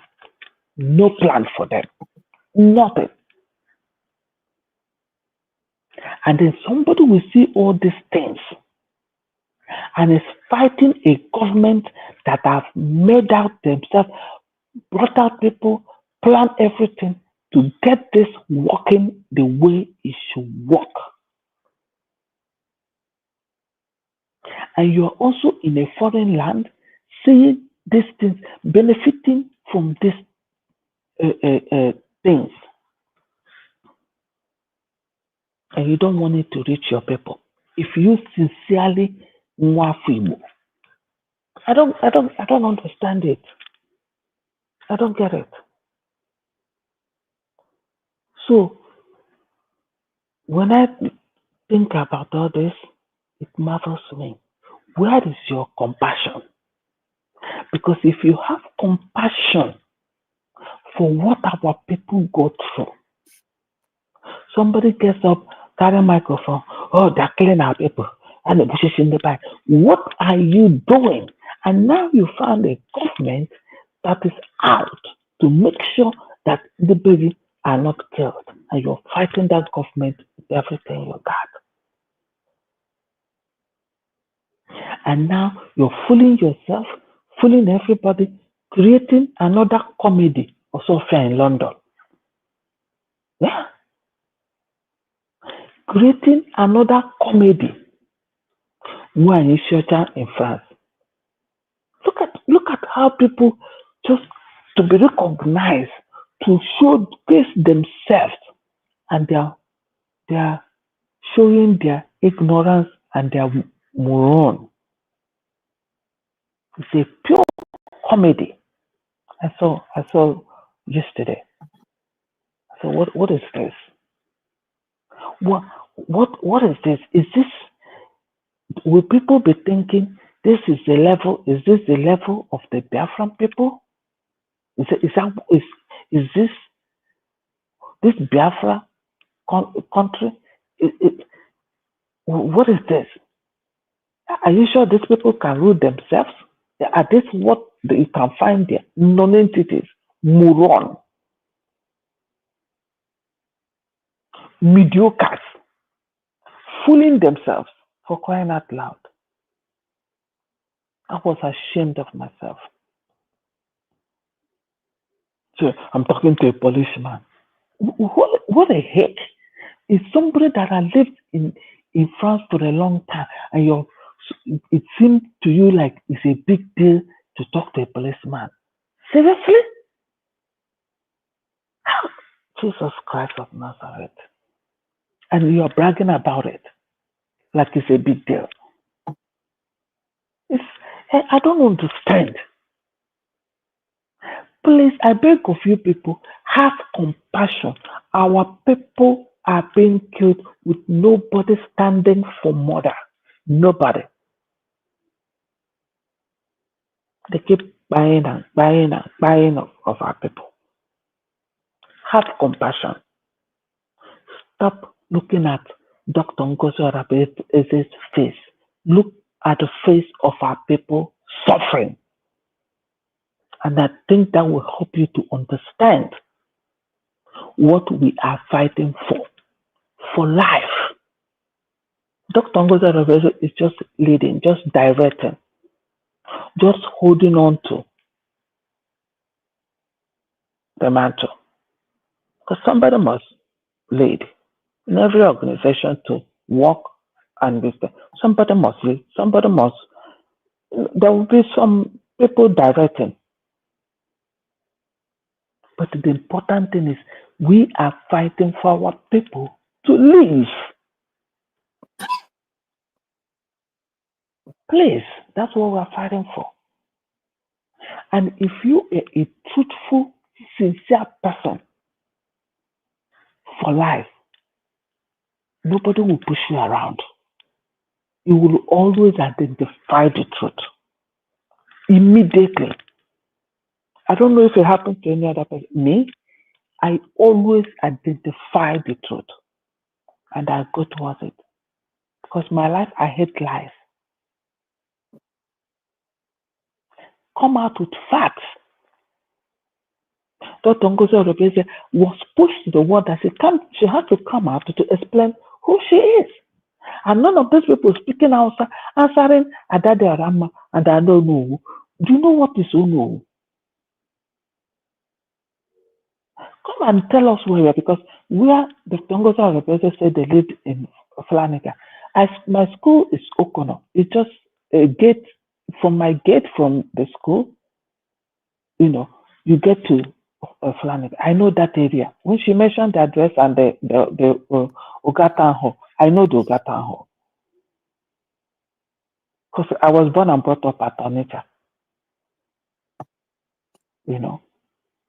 So when she said Ogatan Hall, I remembered it immediately because we used to go there when I was little, going to school at Okona Memorial Primary School. Joined with the Pioneer, 2 schools together. So where are you from? Come and tell us where you're from. You cannot.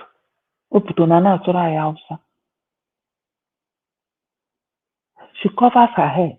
Yes. Ngozi Okonjo, I think that's the one that always tie something on the head as her identity. There's no only time you see her coming out to talk, she attire, she's always wearing native and tying something on her head. So she's a Fulani too. Please have compassion. Have compassion. If you are not from Biafra land, please have compassion on us. Our people are suffering. We are fighting for life. We are not fighting for position. We are not fighting to be seen. We are fighting for life. Fight for life is not a comedy. It's not a comedy. It's not fun to fight for life. If you have watched somebody dying, you see how the person struggle, person in pain. We are fighting for life. Please have mercy on us. If you don't know what to say, please respect yourself. Respect yourself. Look at somebody who called himself what is it? Publishing the pictures of our people and calling where they live. The same thing that we condemn DOS of doing. Out of anger. That man should go and do anger management. Because you could say it in his movement, in his voice, in everything. He needs anger management. And because it's leading him to do things he's not supposed to do at all. Who is advising him? And I could see Bam there. Who showed that? I think it was I watched it on 247. Watch it. What is going on in their mind? I was asking myself when he's doing this. He showed a picture, this man in Ghana. And shame onto, I don't know, shame onto that old fool. You see that thing they say, fool at 40 is a fool forever. That's a good example of it. They showed her picture. And you see what he said? He is still trying to make up. Still trying. So she's not even fully welcomed. I was like, oh, Jesus Christ of Nazareth, please, I'm still begging. We are fighting for life. Have mercy on our people back home. They're suffering. They're suffering, and the only solution is this United States of Biafra. Thank you.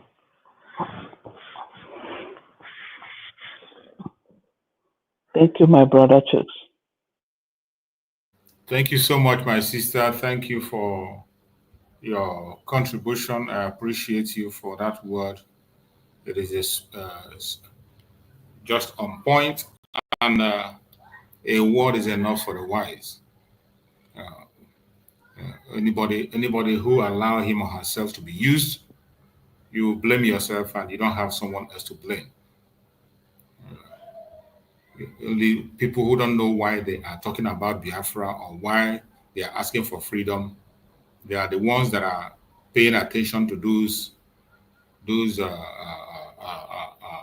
I don't know what to call them,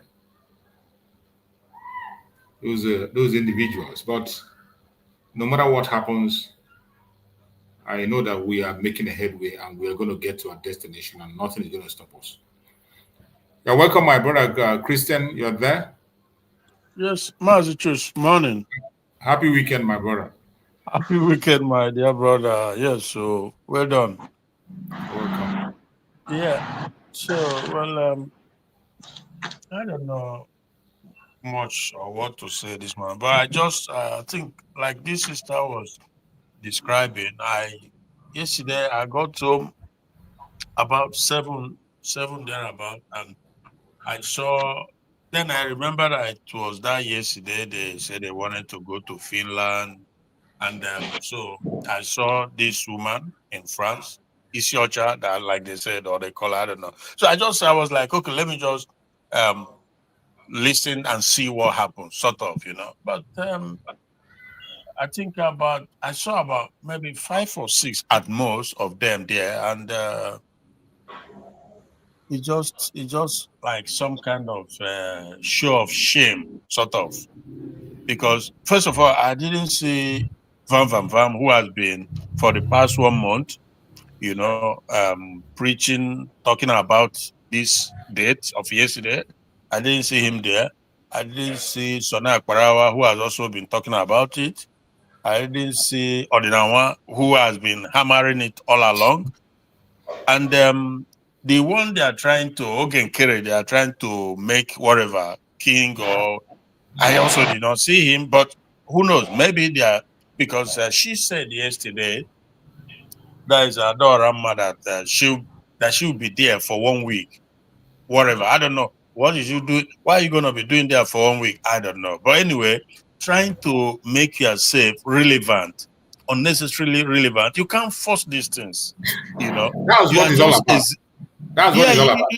Yeah, she's just exhibiting her low IQ, low understanding of how things work in life, you know.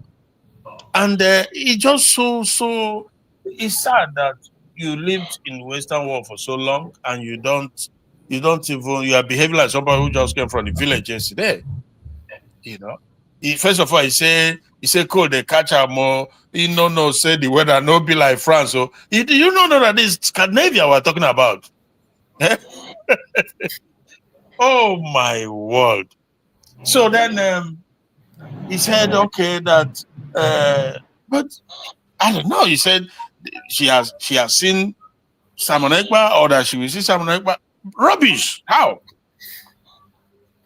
You know, so for me, frankly, I don't know where her mind is. I don't know how to place her, but the fact that she came there and this other guy, do they push her into this stupidity? Like, I don't know what's going on with these people. Again, like I said, maybe they will still come, but come to do what? Look, this is yes, Finland.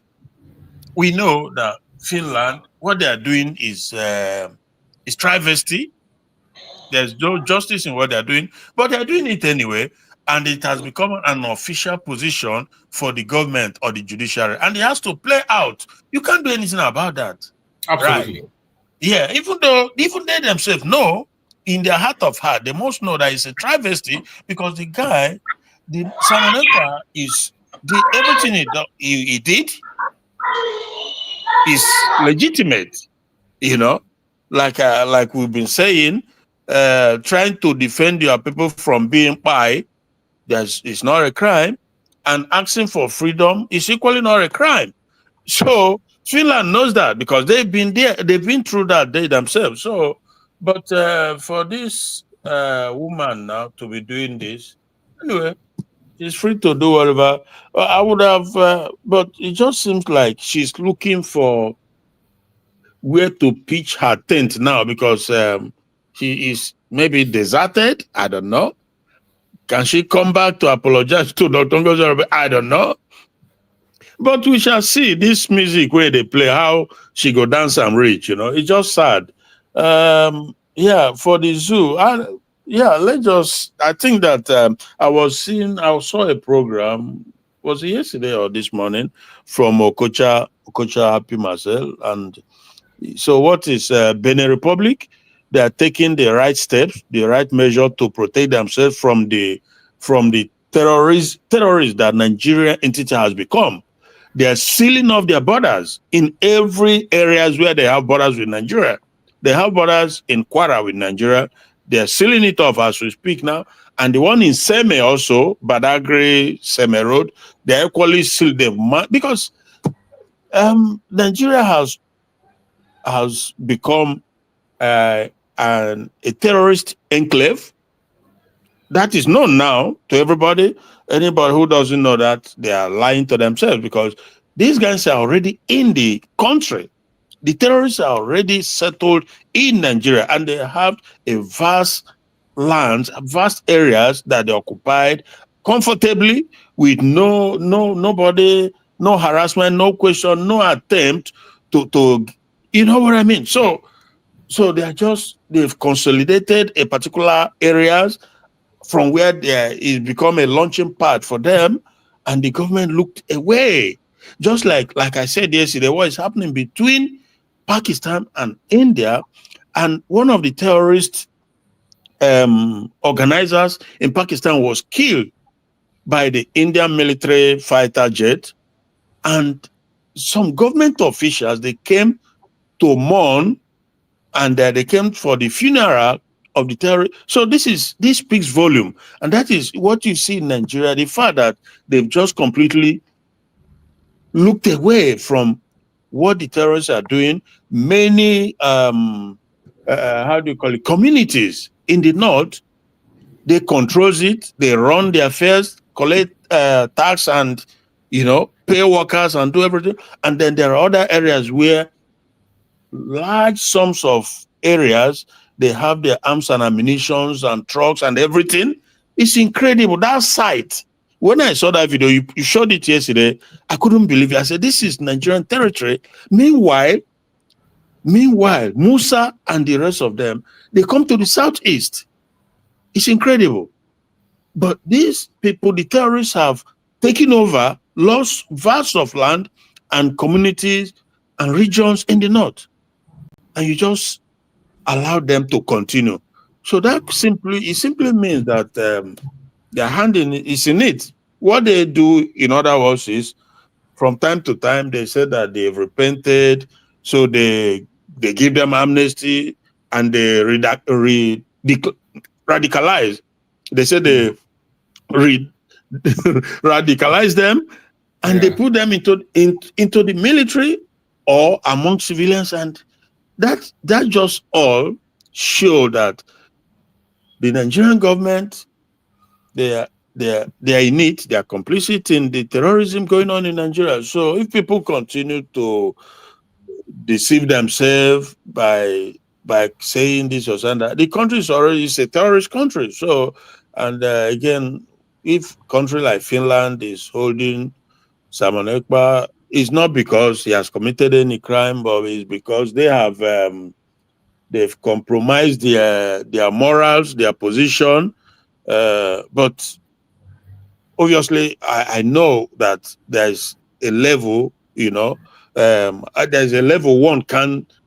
I mean, you can't just descend so low to a certain position like the people in Nigeria.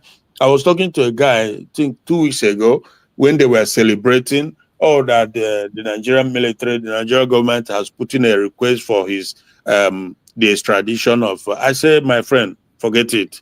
That is one area you don't go. So if you are waiting for that, you will wait forever. It's not going to happen. I understand the diplomatic angle that Finland is taking it. They understand quite well. The Finnish authority understand that the man is an innocent man doing everything that is within the book. He hasn't done anything you can describe as illegitimate or against the law or breaks the international law. No, absolutely nothing whatsoever. So, but they are just trying to dance around this diplomatic circle to not look so bad and not look so good too. We understand all that. So, but for Alhaji Rama and her cohort to be doing this, it just showed their level of ignorance, their naivety, and it's sad. And the fact that I don't know if people still listen to them, but if they do, that is also. Hello? Yeah, go on. No, when you say you don't know if people still listen, it's really funny. It's very funny that people still listen to them. Very, very funny. Yeah. So that's what I'm saying, because since ever, everything she does, it's like self-indicting. Everything she does. Absolutely. You don't even need to, if you are somebody who is genuine, you don't need to look far to see or to know, that everything she does is self-incriminating, because first of all, she opened her mouth to say that she was going to destroy Ngozi Oraveze. She said that, not my word. And for you to say that, then you begin to wonder, how do you destroy somebody? You destroy somebody. I mean, why would you say a thing like that? Because one would have expected that normally what she would have said is, I will expose you. Then what you do is you bring out facts, you bring out evidence to support your position of saying that this person is against Biafra or stuff like that. So the Biafran people can now make a judgment. On their own, they will make the determination that, yes, Ngozi Oraveze is against us, right? I can guarantee you that Biafran people, they are good in making that kind of determination. Yes. Sometimes it takes a while, but they are usually, for the most part, they are good in deciding who is for them and who is not for them. Sometimes it's beyond you. You can't do much, but at least you will know who is for you and who is not for you. Because like I said, it's only amongst us that for 3 good times, Buhari contested the presidency, and he was rejected, soundly rejected in the Southeast, because the people knew that this guy is a jihadist, is an Islamic fundamentalist. Nothing good was ever going to come out from Buhari. So, and they equally did not vote for Tinubu. All these results they are writing here and there, they did not, because again, nothing good can come from Tinubu. He's just manipulating, playing people, and the criminal impostors that came into whom they imposed on our people as their governors, the Soludos of this world. These are just a bunch of criminals. He came with Tinubu the other day saying this and saying that. Well, I don't support Peter Obi. I don't believe in him. I don't see any difference between Peter Obi and Soludo or Tinubu and the rest of them. They're all bunch of evil people, self-centered, self-interest, Yes. So, but Soludo is one person I always have this resentment towards, because I don't know. Sister Egoji was saying not too long ago that talking about people when be Igbo, and I think there's a very serious point there. And then Nnamdi Kanu said this some time ago, that a time will come when there is going to be a DNA test. Trust me, bro. The things that I see is Ojugo, not Egoji. It's Ojugo. Okay, sorry about that. Yeah, Ojugo. Okay, yeah. So obviously, I don't know how, and I'm sorry to say this, because I saw a son of Soludo some time ago, and I'm just wondering, how is that possible? There's not even in any part of Biafra land would you see somebody who looks exactly like that, just a replica of Fulani. I don't know if you've seen the picture of the boy, Mazichus. Which boy? The son of Soludo's son. Yes. I think he plays music and is gay. Jesus Christ. Yes. Not even in Akwa Ibom will I. Not even only Igbo. What? If we reappear now, they can, Jesus, no. So I don't know, because these guys also, the things they do, you begin to wonder how can you do this kind of thing, and you're an Igbo, you know, and you just continue to promote the agenda of the caliphate. What does that mean? And some other ones too. So I don't know, but we shall see.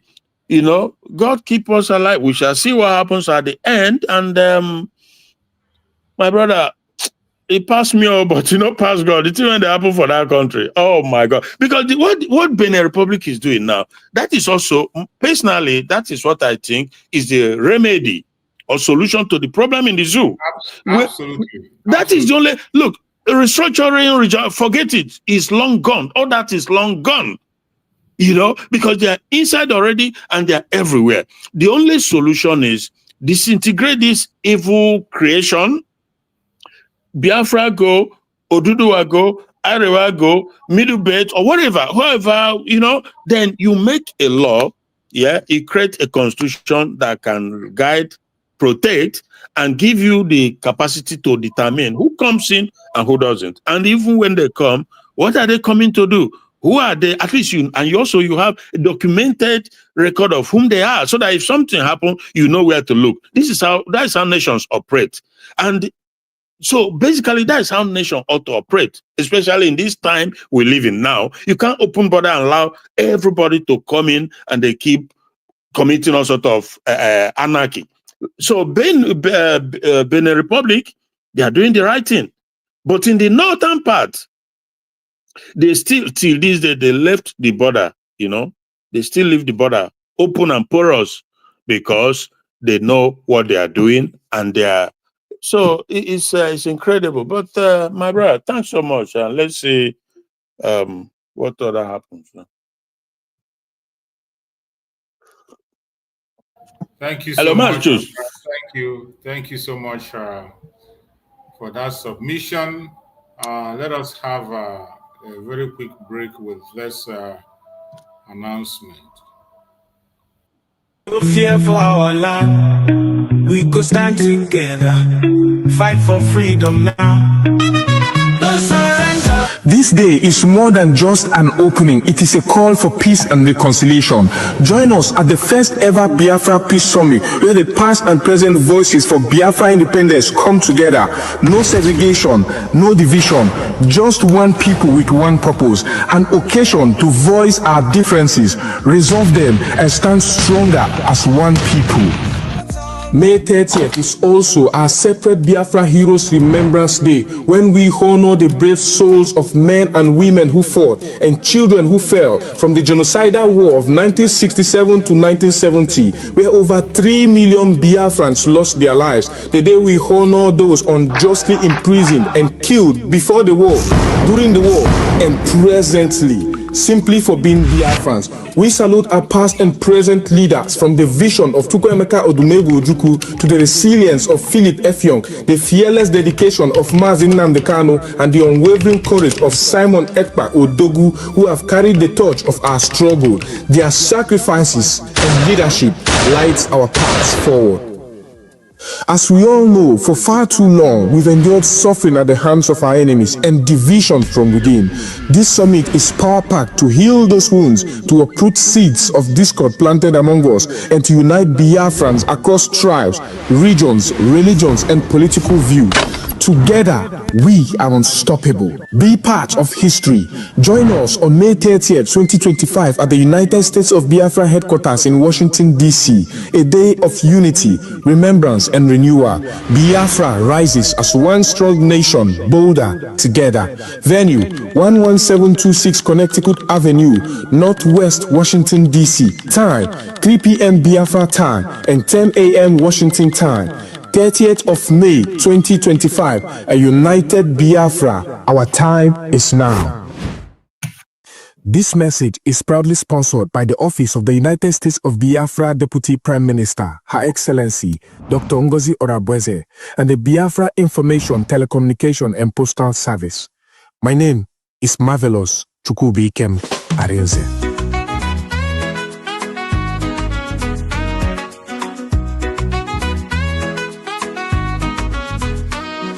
We face many things, we don't fall. Them took a Namdi Kanu, but we stand tall.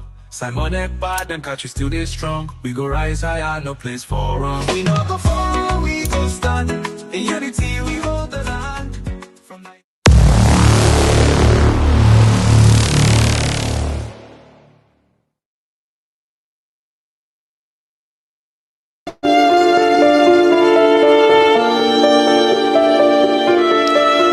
Fellow Biafrans and devoted friends of the United States of Biafra, the time to rise in unity, in purpose, and in sacrifice is now. The month of May is not just another page on the calendar. It is a crucial moment in our journey as a people. A time when our collective strengths must be matched by our collective support. The vision of the United States of Biafra is alive, vibrant, and growing. But let us not forget, the engine that powers this vision is you and I. Your generosity, your belief, and your contributions. These are the pillars that holds. As we lay the foundation for a self-reliant, self-governed, and prosperous nation, we must carry the burden together, not a few of us, but all of us. This is a clarion call to every true son and daughter of Biafra, to every patriot of Biafra. Come out in your numbers, stand with us. Let your support be heard through your donations.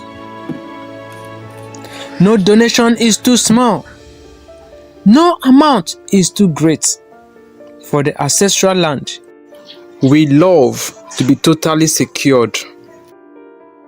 We urge individuals, families, communities, and businesses to donate generously and cheerfully. Let your contributions be a seed sown into the destiny of generations to come. Let history record that you stood for something greater than yourself. Long live the United States of Biafra. Long live our united spirit. I remain Mazi Ifani, the head of Media USBG Homeland and the director, State of Aludo Media. God bless you.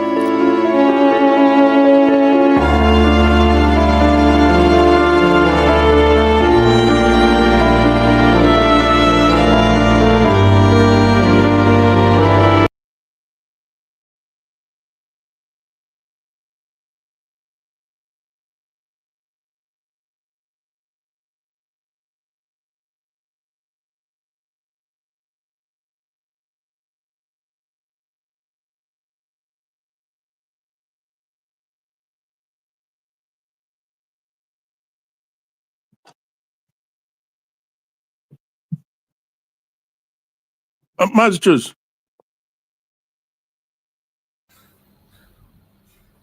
Hello? Okay. Hello. Sorry, I was muted. Okay. Yeah, I was muted. So, my fellow Biafrans that are watching, wherever you are watching from, please, you have to remember that today is our fundraising. It's a day that we mapped out to raise funds for the United States of Biafra. So, wherever you are watching the program from, please make sure you are part of that fundraising. That fundraising is very important. No amount is too small. And also, that program gives you opportunities to ask questions directly to the Deputy Prime Minister, Dr. Ngozi Arabosi. She comes online on every fundraising day. She's always there. She's always there and she's open to question. No matter how bad the question is, no matter how difficult it is, come up with that question. Join the fundraising by 7 p.m.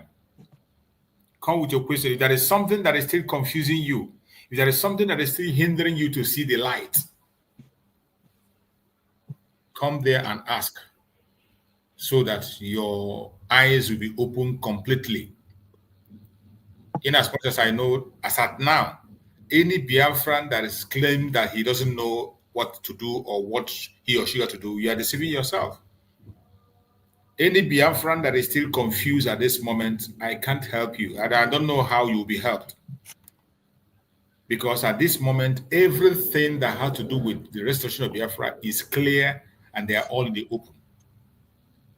Gone are the days when they are doing things on the ground and doing something secret. Everything is in the open. It's thrown bare for everybody to see. I could remember there was a time in this agitation when we don't even know who is who.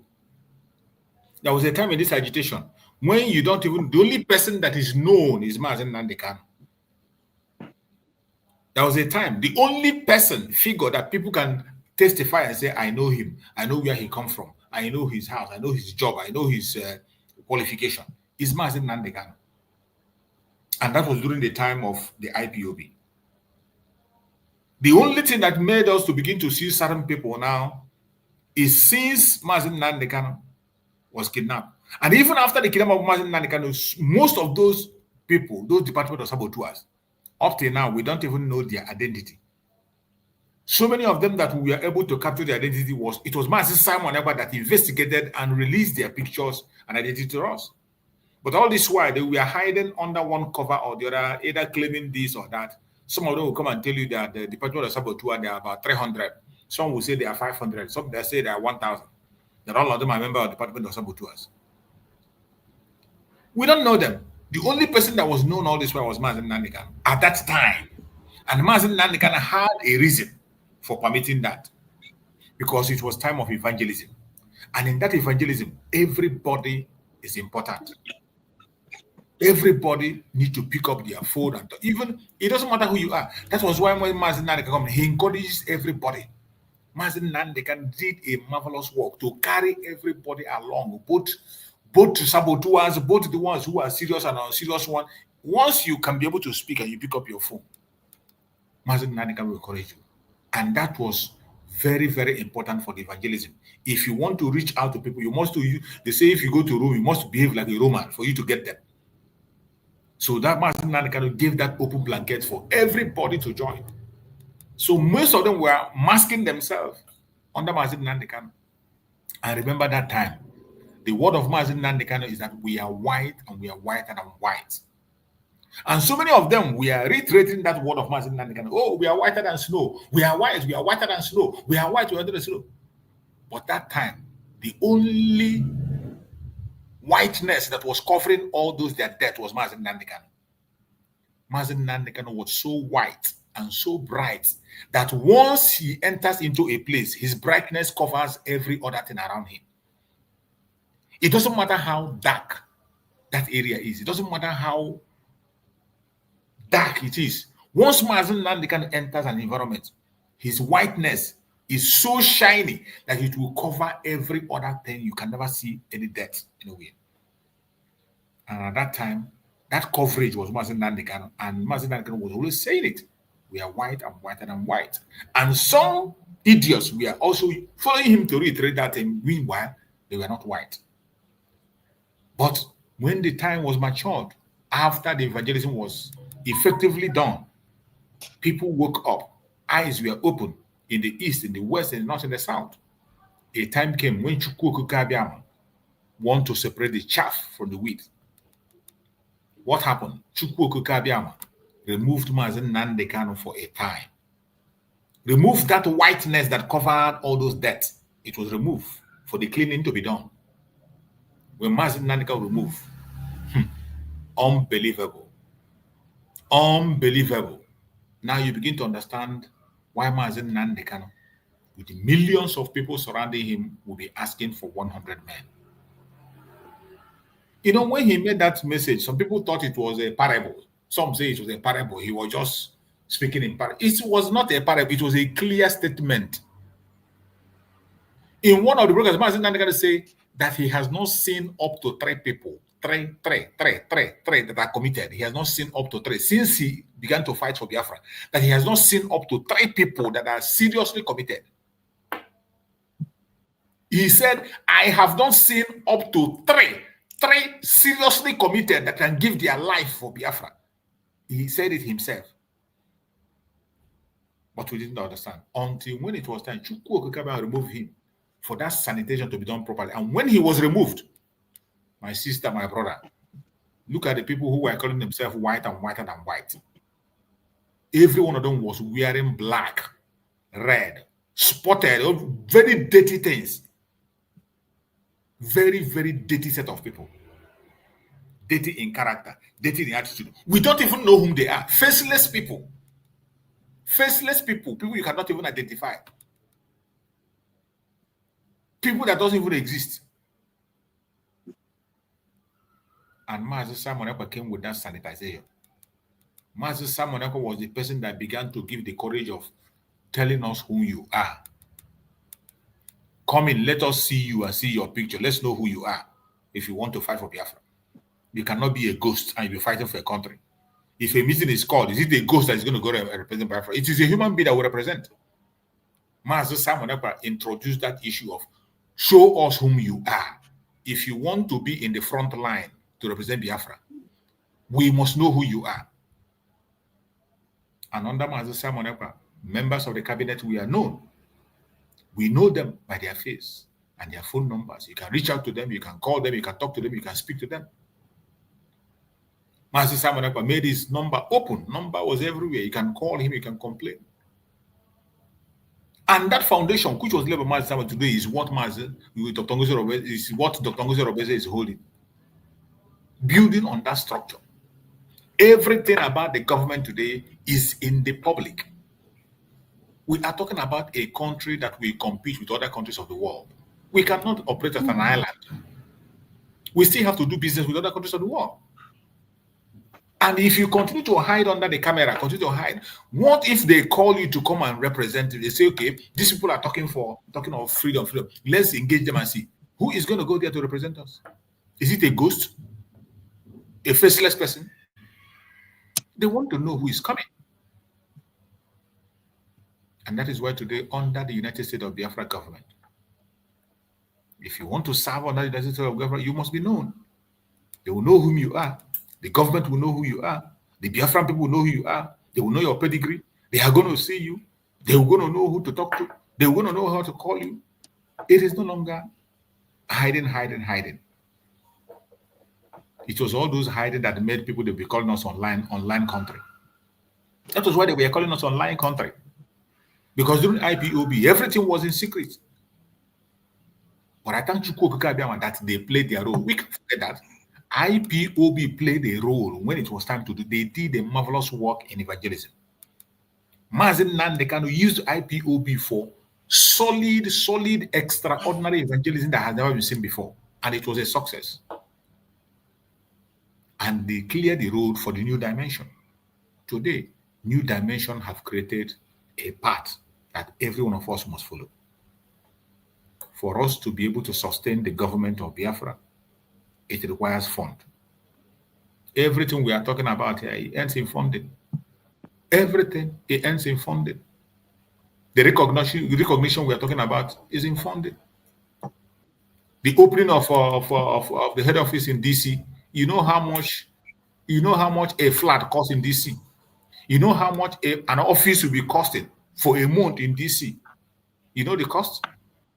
You know what it takes to maintain it? To be sending delegates to countries and sending letters, you know what it costs? It is money. Then it comes to defense of Biafra land. Those men who have volunteered themselves, you must equip them. Give them instruments. They can't fight with their hand. They can't fight with empty hand. So today, Saturday, it is fundraising. No amount is too small. Whatever you have, join us by 7 p.m. Biafran time. Make your donation. It doesn't matter, no matter how small. Don't even wait until that time. Immediately after this program, now that we're ending this program, go to the site. It's something you donation you make online. It's 24 hours. Go to that site, make your donation, get your receipt.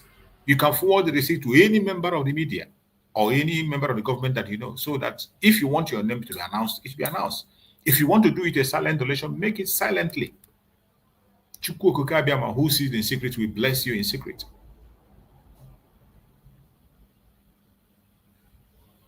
Make sure you are there.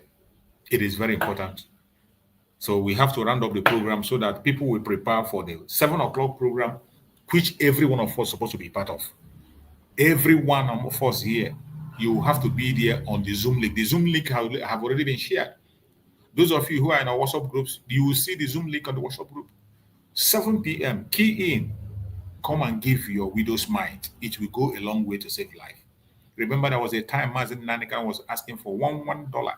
Mazen Nanikan said, if all of us living in abroad is paying $1 every month, $1 every month from all the Biafrans living abroad, we can sponsor any kind of restoration. We can sponsor anything. We can fight Nigeria until the kingdom come. But unfortunately, many people are not even paying attention. But all the same, we must continue. There's no going back. So, my fellow Biafrans, we're going to be rounding up now. Let me give the mic to our beloved sister Ojugo. Take the mic and give us your closing remark as we round up on the program while we prepare for the fundraising this evening. Okay, but just thank you for the for this opportunity. My fellow Biafrans, we've heard this morning. It's not easy. What our brother Chuck is doing to get up every morning and consistency. Like every morning he's up. The time would have like laid down for extra 1 hour, 2 hours to catch some sleep or do something, personal. He is sacrificing it for our people. And those that are, working with him, everybody's making sacrifice. This, supporters, those in the studio, and those listening in the comment section.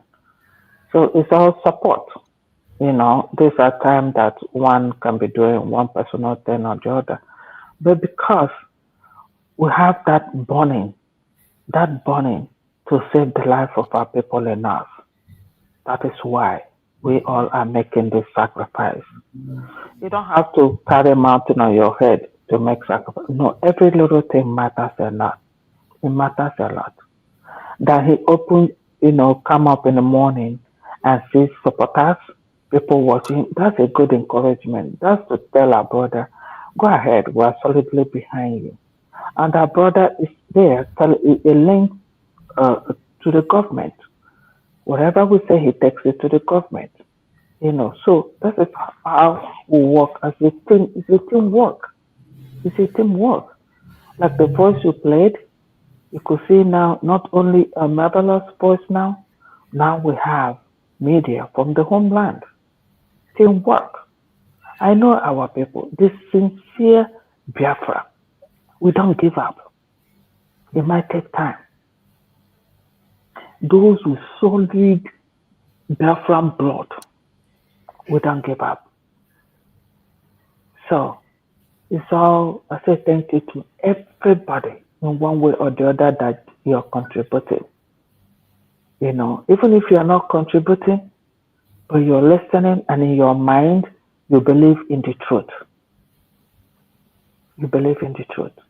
God will also bless you.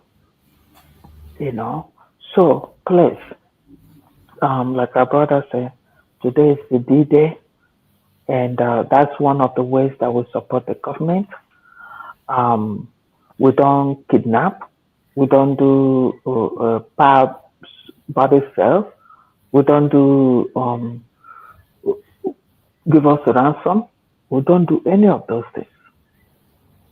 The way we make our money is very clear and clean. Clear and clean. So it's something to give God thanks. It's something to give God thanks. There are websites where we can buy, we can do shopping. Those are different ways we support the government. You know, so I don't know what you believe in. I don't know what your family believe in, but for me and my family, we believe in United States of Biafra. No shaking. No shaking at all. So it's for you to tell yourself in sincerity of heart, kneel down, talk to your God. Let that spirit speak in your heart. What do you believe in? Because you can lie to human, but you can lie to God. You can lie to spirit. Those dead, innocent people, heroes of Biafra land, their spirit is seeking for vengeance. They're seeing all of us because their spirit is the sincerity of your heart. What do you and your family believe in? Truth or propaganda? Truth or lies? Namdekali is able to stand firm in the cause because of truth. And when you speak truth, you don't look for words. Because anytime they wake you up, this is what I said, this is what I stand. And that's what, very simple. But when you lie, things become more complicated. So, for me and my family, we solidly believe in United States of Biafra with truth and honesty. Ask yourself, what do you believe in? Thank you. Thank you so much, my beloved sister. I appreciate you for that wonderful, wonderful conclusion you just given. I saw Amuche here. Amuche, you're gone out again. I saw Amuche just came in. I don't know. He just left again. Thank you so much, and I appreciate you, my sister, and reminding on that shop, Biafran shop. For those who want to purchase item, all those is to support the Biafran movement. You go today. I think our JC is out. I played the video here before. You can get the JC for yourself. Just go to the Biafran shop and apply for the JC. Let me see if I can get the video up so to remind Biafrans of cabinet members, secretaries, and honorable DPM. I just want to show Biafrans again, show you guys. The Biafran jerseys are in stock. All these jerseys are in stock. These are beautiful materials from Humel. I had a meeting today with them that we should start putting these materials out there. Some of the materials still need to be in stock, which is lacking. But just to show you guys some of the things that are here, these materials are beautiful. I already collected my two own samples, taking them home. Also, this is for like iPad, for mouse, for those using computer. There's a lot of materials, cups, bottles of water that are there. So I will encourage everyone to go into www.biafrasports.com and order your own jersey, customized jersey with Biafra logo and everything on it. Okay, we need to be proud of our identity and show the world that Biafra is here.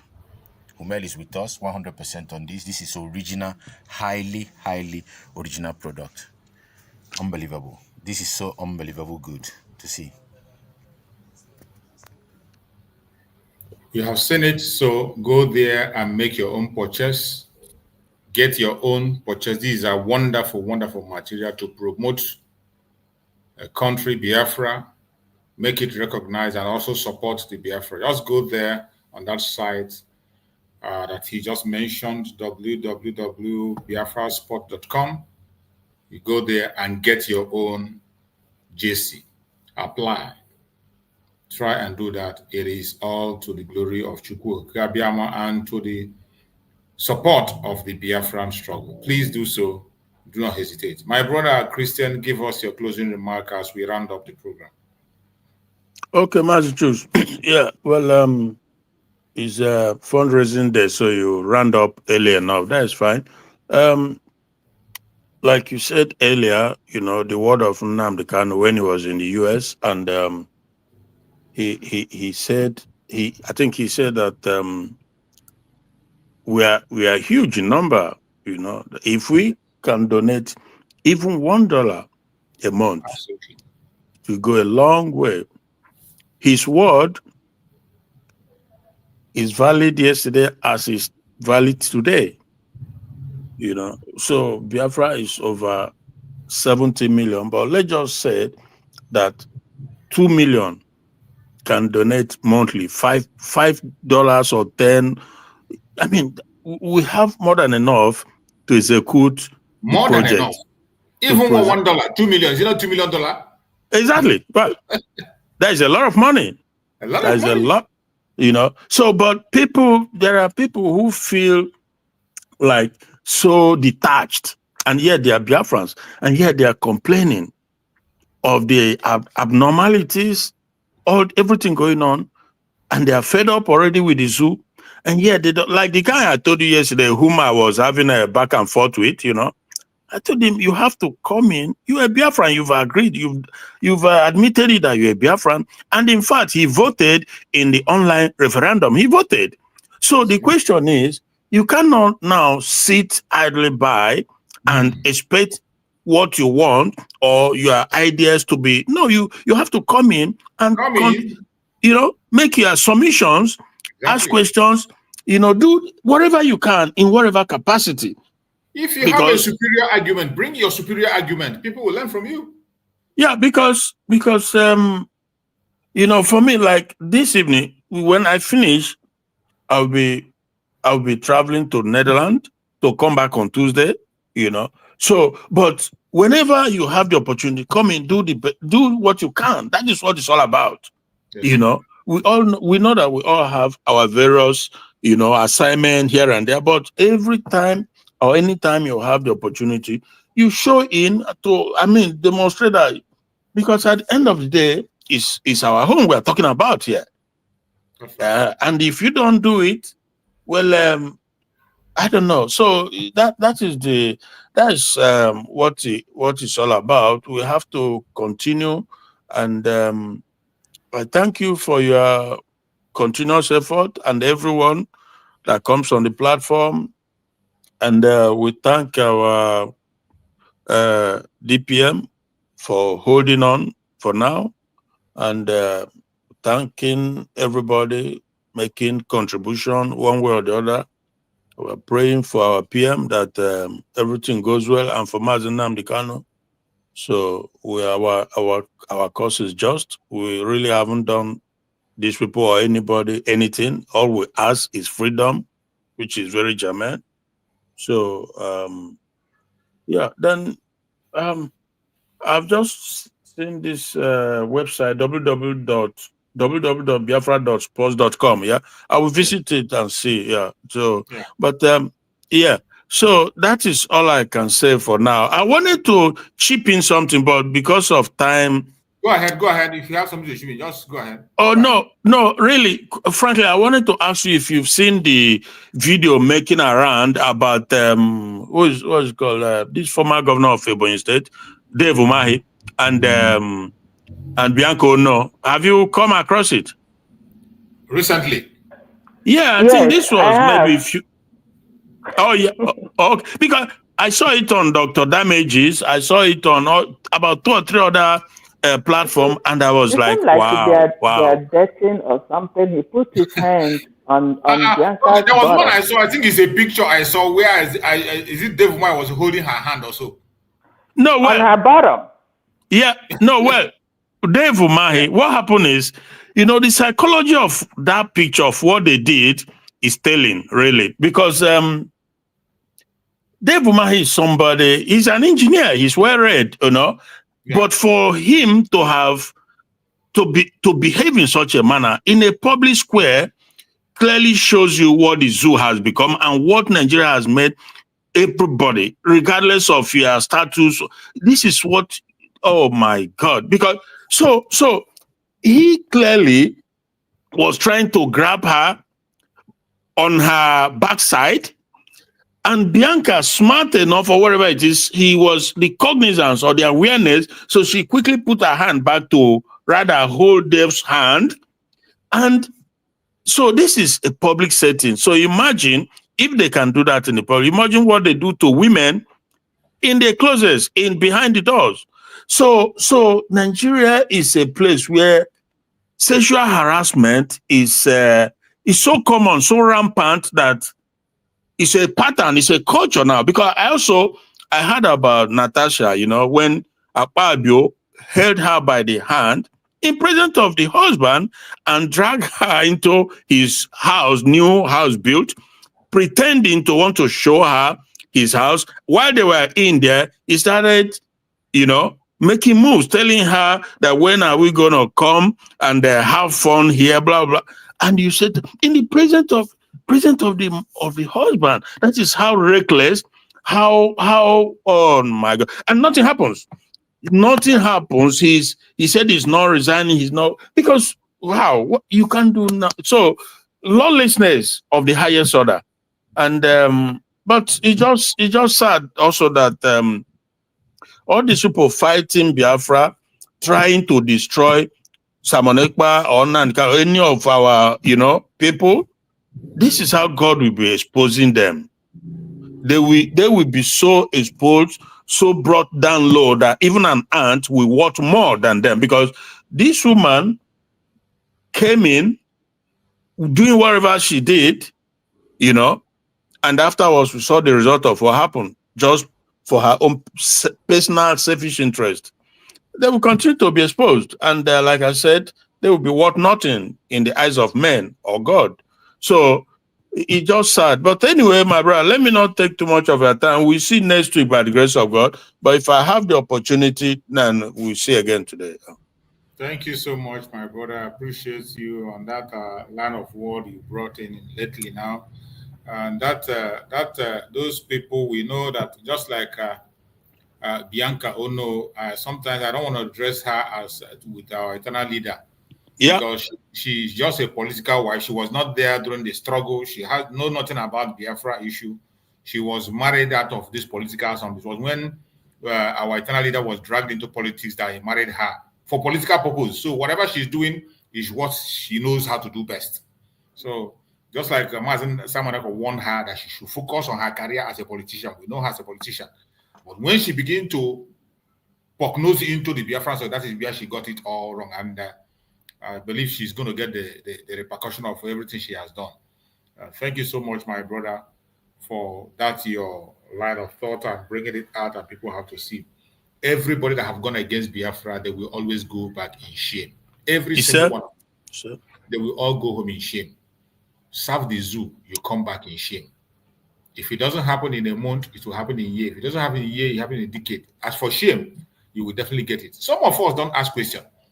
Ask yourself, where is Rochas Okorocha? Yeah. Where is, what did he call him? The other one, what is Rotimi Amoichi? Mm-hmm.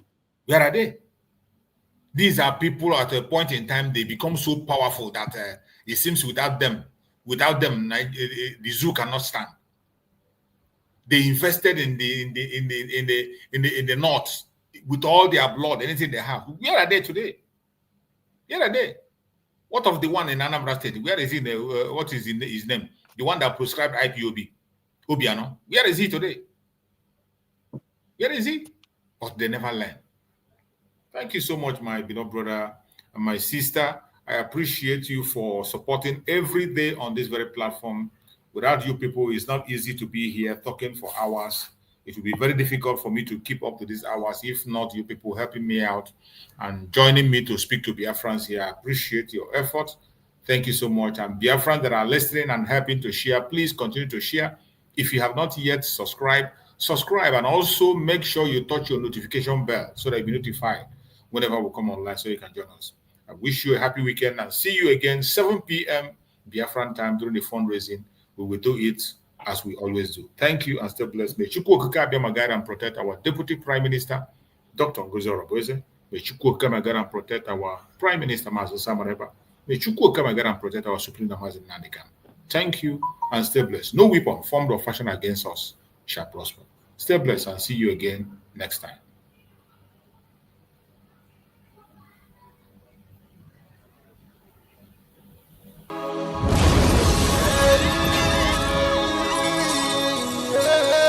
This is from Biafrans Got Talent.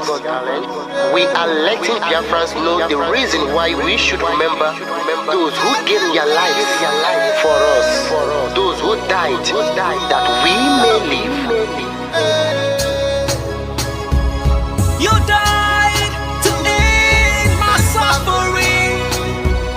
You died fighting for my freedom. Your blood is the seed of redemption. You are my inspiration. The deed no wrong with them, military shots at them. 67 to 70, we remember them. 2016, 38 May, memory still lives in our mind till today. Wonder why they refuse to publicize the genocide. The world media turn blind eyes to our plight. It's time to arise, land of the rising sun. Let's rise one more time, let's rise. Yo, we will never forget our fallen heroes. Those who gave their life for us. Onitsha massacre, Iwata massacre, Aba massacre. We remember you. Alright. Tell them I started there. Remember when me tell you say I started there. Yeah, I remember that what I call a sabotage.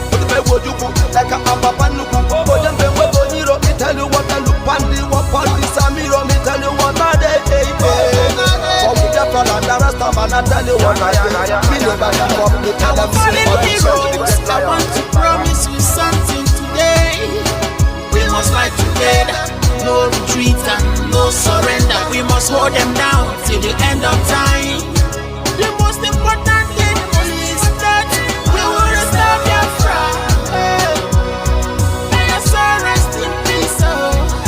I look up to the sky with tears in my eyes. For other Biafrans and for freedom had to die. We will never forget you as the days go by. You are always in my heart, will never be apart. They fought for our freedom. They died for our freedom. They fought the Nigerian soldiers in the war front. Without food, without guns. For our freedom, for our life, for our own good, for our children. We love them, our heroes, we want them. My heart bleeds when I saw them slain. Where will I be now, if not then? They will remain indelible in my heart. Forever, forever, forever, and ever, and ever, and ever. We serve in your plantation. And the way you paid us back with your bloody starvation. We bled in our history that the death of our people is a mystery. No going back to get to a victory. I had a voice now call for vengeance. I never get bomb, I'ma blow like a vengeance. Yo, we will never forget our fallen heroes. Those who gave their life for us. Onitsha massacre, Iwata massacre, Aba massacre. We remember you. Alright. Where will I be now? If not you, you died at Mali.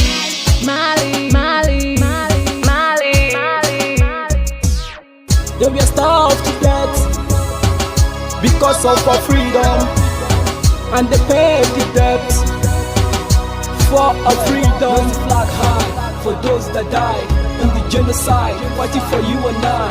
There is pain in the heart, we bleeding inside, tears in the eyes of our fallen heroes. This is for my fallen heroes. Give them a motivation, people. It's like I'm looking at myself in the mirror. Cause to be a gas, I need to be a nurse. If we did not retire, They paid the ultimate price. They died for the freedom of unborn child.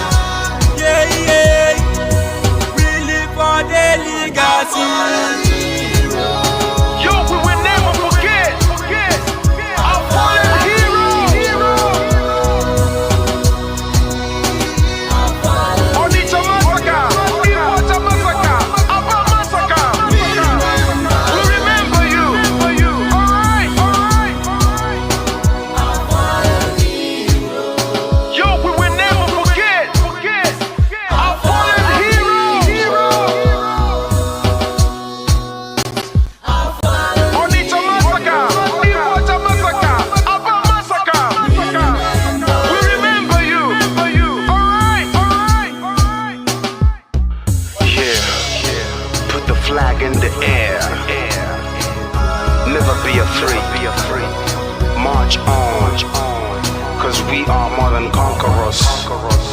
Yeah, you know what it is. We must revenge, and we must stand to represent who we are.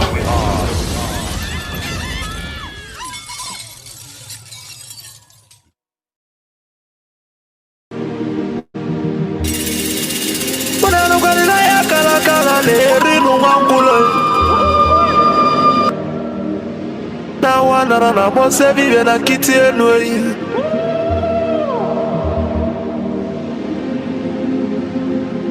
Na tulaje bwana mabuli vemelem. Kuja. Atibe kuena tulane bovo. Timalugo no nugodo kokodo nyano be hule. Dani mona tunilu. Na ya kalakala kwa lerinu mwangulu. Ngula matali woso jere futa mbaka njuba diali. Ama abulezi okwenu. Na bakala kelwego nezi enwe. N'ụbọchị akala kelwego n'udezi. Maka na ababa n'ụwa aralu n'unuteyi. Umu Biafra kunyenwe. Umu Biafra kunyenwe. Unanu kwa ni mono nuno mono nezi biakenenwe. Ono nenu lila tono na ndagulugu seji tono nugu banatayi. Kanyi wele fobi wena tabanu banyo. Makana nyuko no 1 million no we bofu wa mabulezi okwe. Naka ni kwata million kekwa kwacha sienyi ka kesu ezo pabule be wero tamano. Umu Biafra kuyenwe. Kanyi wele fobi wena tabanu banyo. Makano fobi abakama. Na nugo no way.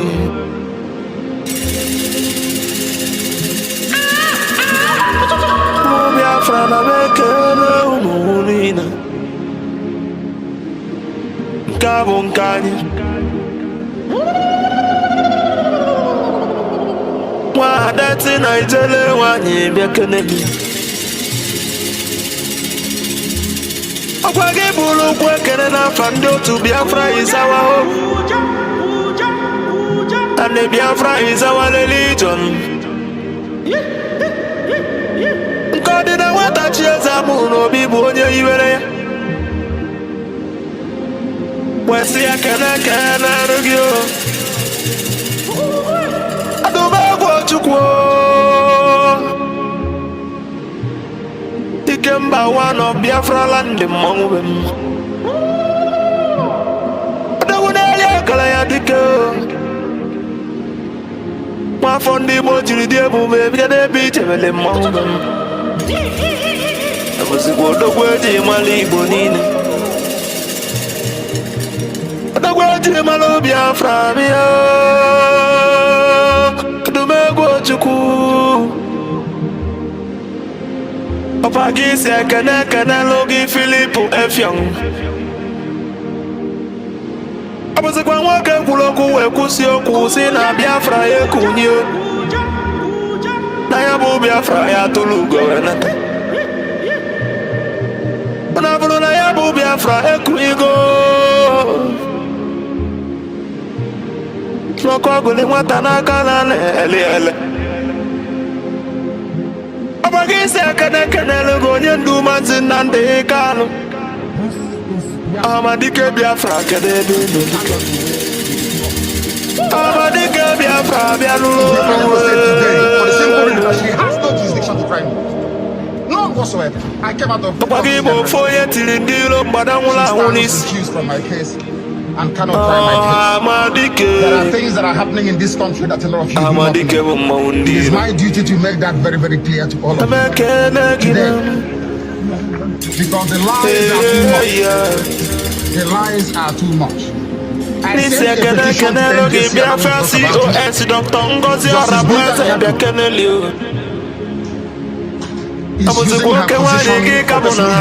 with for personal gain. Her son and her husband are facing corruption charges. They told them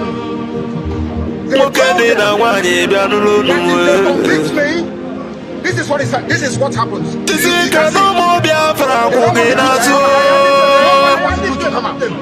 Nobody wants to do That's the problem. They sent her to my case. Biafran government they know na exile cabinet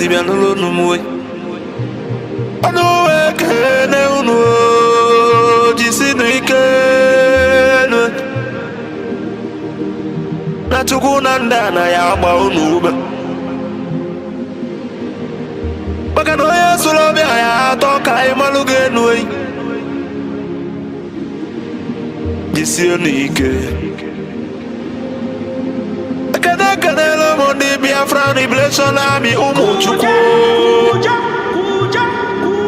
the agents of Biafra land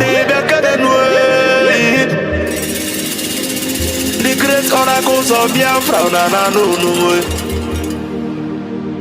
ọnụ wee kene unu n'ama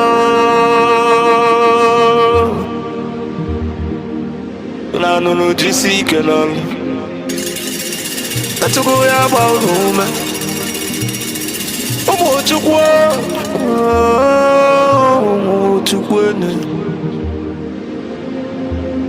asị ekene the Prime Minister H.E. Maazị Simon Webber abụzikwa agbata obi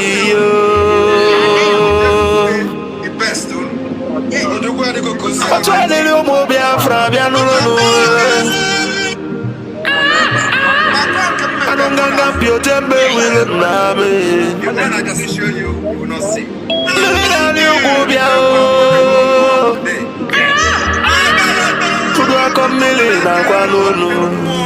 Yes.